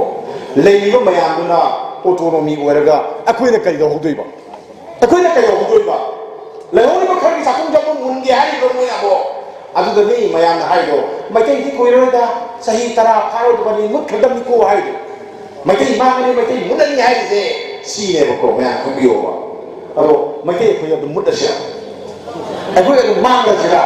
ꯃꯣꯏꯗ ꯑꯣꯇꯣꯅꯣꯃꯤ ꯄꯤꯊꯣꯛꯈ꯭ꯔꯒ ꯑꯩꯈꯣꯏ ꯃꯥꯡꯉꯁꯤ ꯍꯥꯏꯕ꯭ꯔꯣ ꯑꯗꯨꯒꯗꯤ ꯑꯣꯇꯣꯅꯣꯃꯤ ꯄꯤꯒ ꯌꯥꯏ ꯁꯤ ꯄꯣꯠꯁꯦ ꯁꯨꯃꯥꯏꯅ ꯂꯩ ꯑꯗꯨꯒ ꯅꯥꯒꯥꯒꯤ ꯇꯣꯈꯥꯏꯕ ꯃꯣꯏꯒꯤ ꯋꯥꯈꯜꯂꯣꯟ ꯑꯃ ꯑꯦꯖꯦꯟꯗꯥ ꯑꯃ ꯂꯩ ꯃꯩꯇꯩꯒꯤ ꯑꯦꯖꯦꯟꯗꯥ ꯀꯔꯤꯝ ꯂꯩꯇꯦ ꯍꯧꯖꯤꯛ ꯃꯩꯇꯩꯒꯤ ꯑꯦꯖꯦꯟꯗꯥꯗꯨ ꯍꯣꯔꯦꯟ ꯅꯨꯡꯗꯥꯡ ꯀꯔꯤ ꯆꯥꯒꯗꯒꯦ ꯏꯔꯣꯜꯂꯨꯁꯤꯔꯥ ꯉꯥꯔꯤ ꯀꯅꯥꯒꯤꯗ ꯑꯐꯕ ꯌꯣꯜꯂꯤ ꯁꯤꯅꯤꯀꯣ ꯑꯌꯨꯛ ꯅꯨꯡꯊꯤꯟꯗꯅ ꯎꯇꯤꯗꯣ ꯍꯥꯎꯕꯅꯤꯅ ꯅꯍꯥꯟꯒꯤ ꯎꯇꯤꯗꯣ ꯁꯤꯅꯤꯀꯣ ꯑꯩꯈꯣꯏ ꯑꯦꯖꯦꯟꯗꯥꯁꯦ ꯂꯩꯇꯕ ꯑꯩꯈꯣই ꯀꯔꯤꯝ ꯈꯟꯅꯍꯧꯗꯦ ꯑꯩꯈꯣꯏ ꯂꯩꯔꯤꯕ ꯐꯤꯕꯝꯁꯦ ꯀꯔꯤꯝ ꯈꯟꯅꯍꯧꯗꯦ ꯑꯩꯈꯣꯏ ꯀꯔꯤꯝꯇ ꯈꯟꯅꯍꯧꯗꯦ ꯊꯧꯔꯥꯡ ꯀꯔꯤꯝ ꯇꯧꯍꯧꯗꯦ ꯍꯧꯖꯤꯛꯇ ꯈꯟꯅꯔꯛꯏ ꯍꯧꯖꯤꯛꯇ ꯃꯤꯇꯤꯡ ꯇꯧꯔꯛꯏ ꯅꯠꯇ꯭ꯔꯣ ꯃꯌꯥꯝ ꯎꯅꯔꯤ ꯅꯠꯇ꯭रो ꯁꯤꯅꯦꯕꯀꯣ ꯑꯗꯨꯅ ꯑꯩꯈꯣꯏꯒꯤ ꯑꯦꯖꯦꯟꯗꯥ ꯂꯩꯇꯕꯁꯦ ꯑꯩꯈꯣꯏꯒꯤ ꯑꯦꯖꯦꯟꯗꯥ ꯂꯩꯇꯕ ꯌꯥꯔꯣꯏ ꯃꯩꯇꯩꯒꯤ ꯑꯦꯖꯦꯟꯗꯥ ꯂꯩꯒꯗꯕꯅꯤ ꯑꯩꯅ ꯉꯁꯤ ꯍꯥꯏꯔꯤꯁꯦ ꯃꯩꯇꯩꯒꯤ ꯑꯦꯖꯦꯟꯗꯥ ꯂꯩꯇ ꯌꯥꯔꯣꯏ ꯀꯔꯤꯅꯣ ꯋꯥꯈꯜ ꯑꯩꯈꯣꯏ ꯍꯤꯡꯍꯜꯂꯨ ꯑꯩꯈꯣꯏ ꯍꯤꯡꯒꯗꯕꯅꯤ ꯍꯤꯡꯗ꯭ꯔꯤꯐꯥꯎꯕ ꯑꯩꯈꯣꯏ ꯂꯥꯟ ꯊꯦꯡꯅꯅꯤꯁꯦ ꯃꯩꯇꯩꯒꯤ ꯑꯦꯖꯦꯟꯗꯥꯅꯤ ꯃꯁꯤ ꯃꯩꯇꯩꯒꯤ ꯑꯦꯖꯦꯟꯗꯥ ꯑꯣꯏꯒꯗꯕꯅꯤ ꯃꯌꯥꯝ ꯁꯤꯗ ꯈꯪꯕꯤꯌꯨꯀꯣ ꯑꯗꯨꯅ ꯑꯩꯈꯣꯏ ꯀꯩꯀꯩ ꯇꯧ ꯌꯥꯒꯦꯅ ꯑꯩꯈꯣꯏꯅ ꯍꯥꯏ ꯀꯥꯟꯁꯤꯗ ꯑꯩꯈꯣꯏꯒꯤ ꯁꯤ ꯂꯥꯛꯀꯥꯟꯁꯤꯗ ꯑꯩꯈꯣꯏꯅ ꯇꯧꯒꯗꯕ ꯊꯕꯛ ꯃꯌꯥꯝ ꯑꯃ ꯍꯥꯏꯖꯒꯦꯕꯀꯣ ꯉꯁꯥꯏꯒꯤ ꯈꯔ ꯆꯥꯎꯕ ꯍꯦꯜꯂꯤꯀꯣ ꯑꯗꯣ ꯃꯥꯂꯦꯝꯗ ꯂꯝꯕꯥ ꯂꯩꯇꯕ ꯑꯗꯨꯒꯨꯝꯕ ꯀꯥꯡꯕꯨꯅꯤ ꯃꯤꯁꯤꯡꯁꯨ ꯃꯣꯏ ꯌꯥꯝꯗꯦ ꯑꯩꯈꯣꯏ ꯃꯅꯤꯄꯨꯔꯁꯤꯒꯤ ꯁꯔꯨꯛ 4-5 ꯈꯛꯇꯅꯤ ꯃꯣꯏꯅ ꯍꯦꯜꯂꯤꯁꯦꯀꯣ ꯂꯝꯗꯤ ꯑꯩꯈꯣꯏꯅ ꯆꯥꯎꯕ ꯑꯗꯣ ꯄ꯭ꯔꯤꯊꯤꯕꯤꯗ ꯐꯥꯎꯏ ꯂꯥꯟꯗ ꯐꯥꯎꯏ ꯈꯨꯠꯂꯥꯏꯗ ꯐꯥꯎꯏ ꯑꯦꯒ꯭ꯔꯤꯀꯜꯆꯔꯒꯤ ꯇꯦꯛꯅꯣꯂꯣꯖꯤꯗ ꯐꯥꯎꯏ ꯐꯥꯎꯗꯕ ꯑꯝꯇ ꯌꯥꯎꯗꯦ ꯃꯣꯏ ꯂꯝꯅ ꯄꯤꯛꯇ꯭ꯔꯨ ꯄꯤꯑꯦꯕꯀꯣ ꯑꯗꯨ ꯀꯩꯗꯧꯋꯦ ꯃꯣꯏꯒꯤ ꯄ꯭ꯔꯥꯏꯝ ꯃꯤꯅꯤꯁꯇꯔꯒꯤ ꯃꯆꯥꯁꯦ ꯃꯁꯤꯁꯨ ꯂꯥꯟꯃꯤ ꯑꯣꯏꯗ ꯌꯥꯗꯦ ꯂꯥꯟꯃꯤ ꯑꯣꯏꯌꯦꯕ ꯃꯥꯁꯨ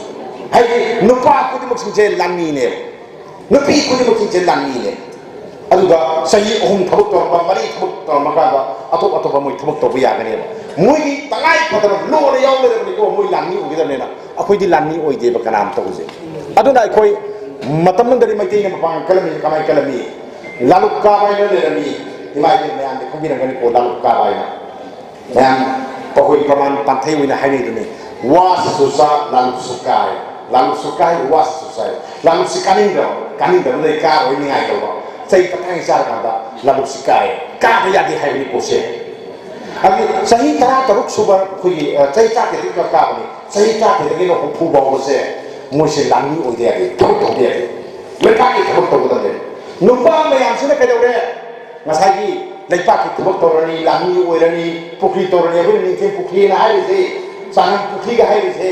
ꯃꯁꯦ ꯃꯣꯏ ꯃꯌꯥꯝꯅ ꯇꯧꯔꯝꯃꯤꯅꯦꯕ ꯂꯥꯂꯨꯛ ꯀꯥꯔꯤꯕ ꯃꯌꯥꯝꯅ ꯇꯧꯔꯝꯕꯅꯦꯕ ꯅꯨꯄꯥ ꯃꯌꯥꯝꯁꯦ ꯀꯩꯗꯧꯔꯦ ꯑꯗꯨꯝ ꯆꯍꯤ ꯑꯃꯗ ꯊꯥ 3 ꯑꯗꯨꯃꯥꯏꯅ ꯆꯠꯈ꯭ꯔꯕꯅꯦꯕ ꯑꯗꯨꯅ ꯀꯩꯗꯧꯔꯦ ꯏꯃꯨꯡ ꯃꯅꯨꯡꯒꯤ ꯃꯁꯥ ꯃꯁꯨ ꯌꯣꯛꯄꯒꯤ ꯊꯧꯗꯥꯡꯁꯦ ꯅꯨꯄꯤꯁꯤꯡꯅ ꯂꯧꯔꯦꯕꯀꯣ ꯑꯗꯨꯅ ꯏꯃꯥ ꯏꯕꯦꯜꯁꯤꯡꯁꯤꯅ ꯉꯁꯤ ꯅꯨꯄꯤ ꯀꯩꯊꯦꯜ ꯂꯩꯍꯧꯔꯤꯁꯦ ꯅꯨꯄꯥꯒꯤ ꯀꯩꯊꯦꯜ ꯀꯥꯗꯦ ꯀꯔꯤꯅꯣ ꯍꯥꯏꯔꯀꯥꯟꯗ ꯂꯥꯟ ꯆꯠꯂꯦꯕ ꯂꯥꯟꯁꯨ ꯀꯨꯡꯉꯦꯕ ꯌꯥꯝꯅ ꯀꯣ ꯉꯥꯏꯍꯥꯛ ꯂꯩꯔꯒ ꯑꯋꯥꯡꯒꯤ ꯍꯥꯎ ꯉꯥꯎꯔꯦ ꯍꯦꯛ ꯆꯠꯀꯅꯤ ꯃꯈꯥꯔꯣꯝꯗ ꯁꯨꯃꯥꯏꯅ ꯇꯧꯔꯦ ꯆꯠꯀꯅꯤ ꯑꯗꯒꯤ ꯃꯦꯟꯃꯥꯔꯅ ꯂꯥꯟꯗꯥꯔꯦ ꯆꯠꯀꯅꯤ ꯊꯤꯒꯣꯡꯃꯩꯅ ꯂꯥꯟꯗꯥꯔꯦ ꯆꯠꯀꯅꯤ ꯑꯩꯈꯣꯏꯗꯤ ꯂꯣꯏ ꯆꯠꯂꯦꯕꯀꯣ ꯍꯥꯏꯗꯤ ꯍꯦꯛ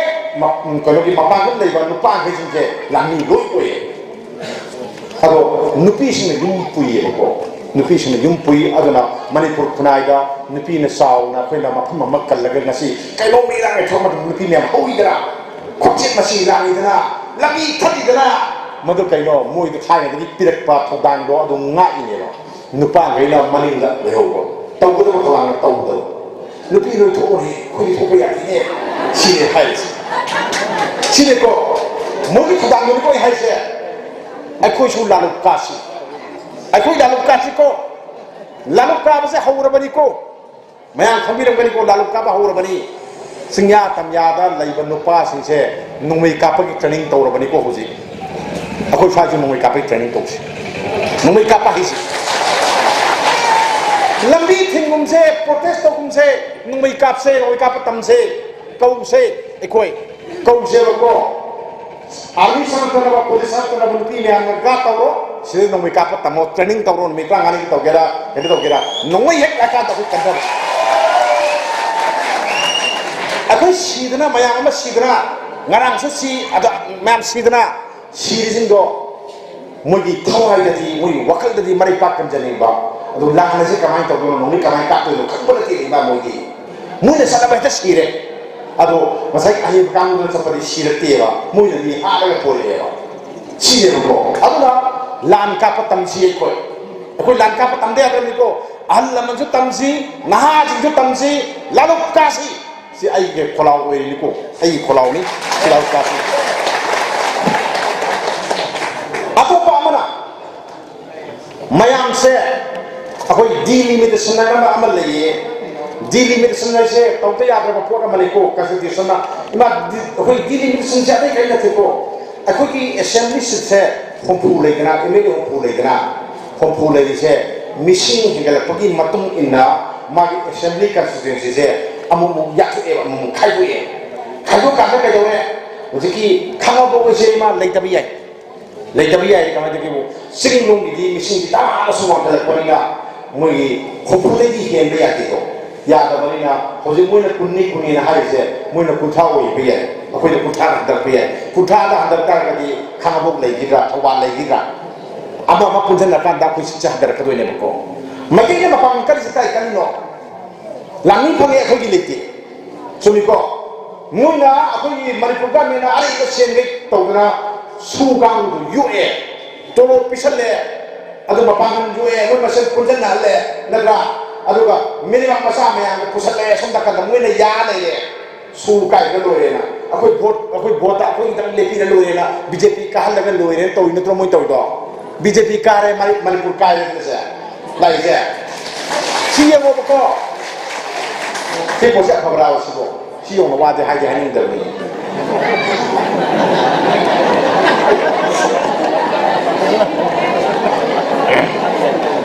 Aduh nak, masalah di sini sebenarnya kami tahu kan tak? Aku ni sukses nipu ni nak hari saya. Ujung nipu sih lagi bagi MLA nipu lagi bagi mapang kan bewan ni. Natro Manipur mai na kalau je nipu le ki hai bagi kano se khoi legislative power se mai da hojik le ba sikali ko kal se lamni khoi gi oge moi gi oge india ga men kana gi oi moi gi oi do te yaw gi ai khoi gi oi ba bu MLA khoi asi bra asang ba ni ku bang deu ni se asi ga khoi oi we sini ko hai ya si ado mathang da dikalo re nipu se ku tha da dar pe yai kai no hai kan da media ngang poi ngai sai hajab do akoi jangan pokre ada media sapok mayang malai ko sapok mayang masalai ko me marom dagi aduna kuki mission je kaya wan gani lak ni wan gani adu di kadore moi MLA masin hegal kani sen masin hegal kani akoi mayang tane ko akoi ki aduni Manipur di matai dal lai ba political power se 2026 tadi lai dong mandi aduna akoi na high batai demand na to batai kari demand delimitation to dinga delimitation se to de aga bani ko Indian constitution la to de aga ko mani ni ko thibal warga to baje sada bi ne ko to de aga ko mani ba delimitation to dinga NRC hana sana hinga bani NRC to bani NRC na mere ba masa kana ro se tai bama masa kaya yawi se tai akoi de ho project tai sine ko adu matam da lakai sengba khoi ko ma la kanina adu da ani mang me kai kai de um mang kai kai de tam cha da ri khoi bu hen bu hinjal la na khali moi na khoi loksan dai khali naga gi di mun gre naga gi sit ani mun gre ni moi na ha na kuki sing se moi sit ni pa ding moi bur ka mam ponte ba hojik tara ka ri se naga gi sit ka ba ngak te ne ba ko naga gi si mun bi gre ba ne ba adu naga sing se adum yari ni moi se dum khadagadi mai tai gi mulak ka doini ko aduna akoi NRC taw gi tangai khadaba ma lei sima ai thumjaningi atu pa mana ai khoi punsan lasi ai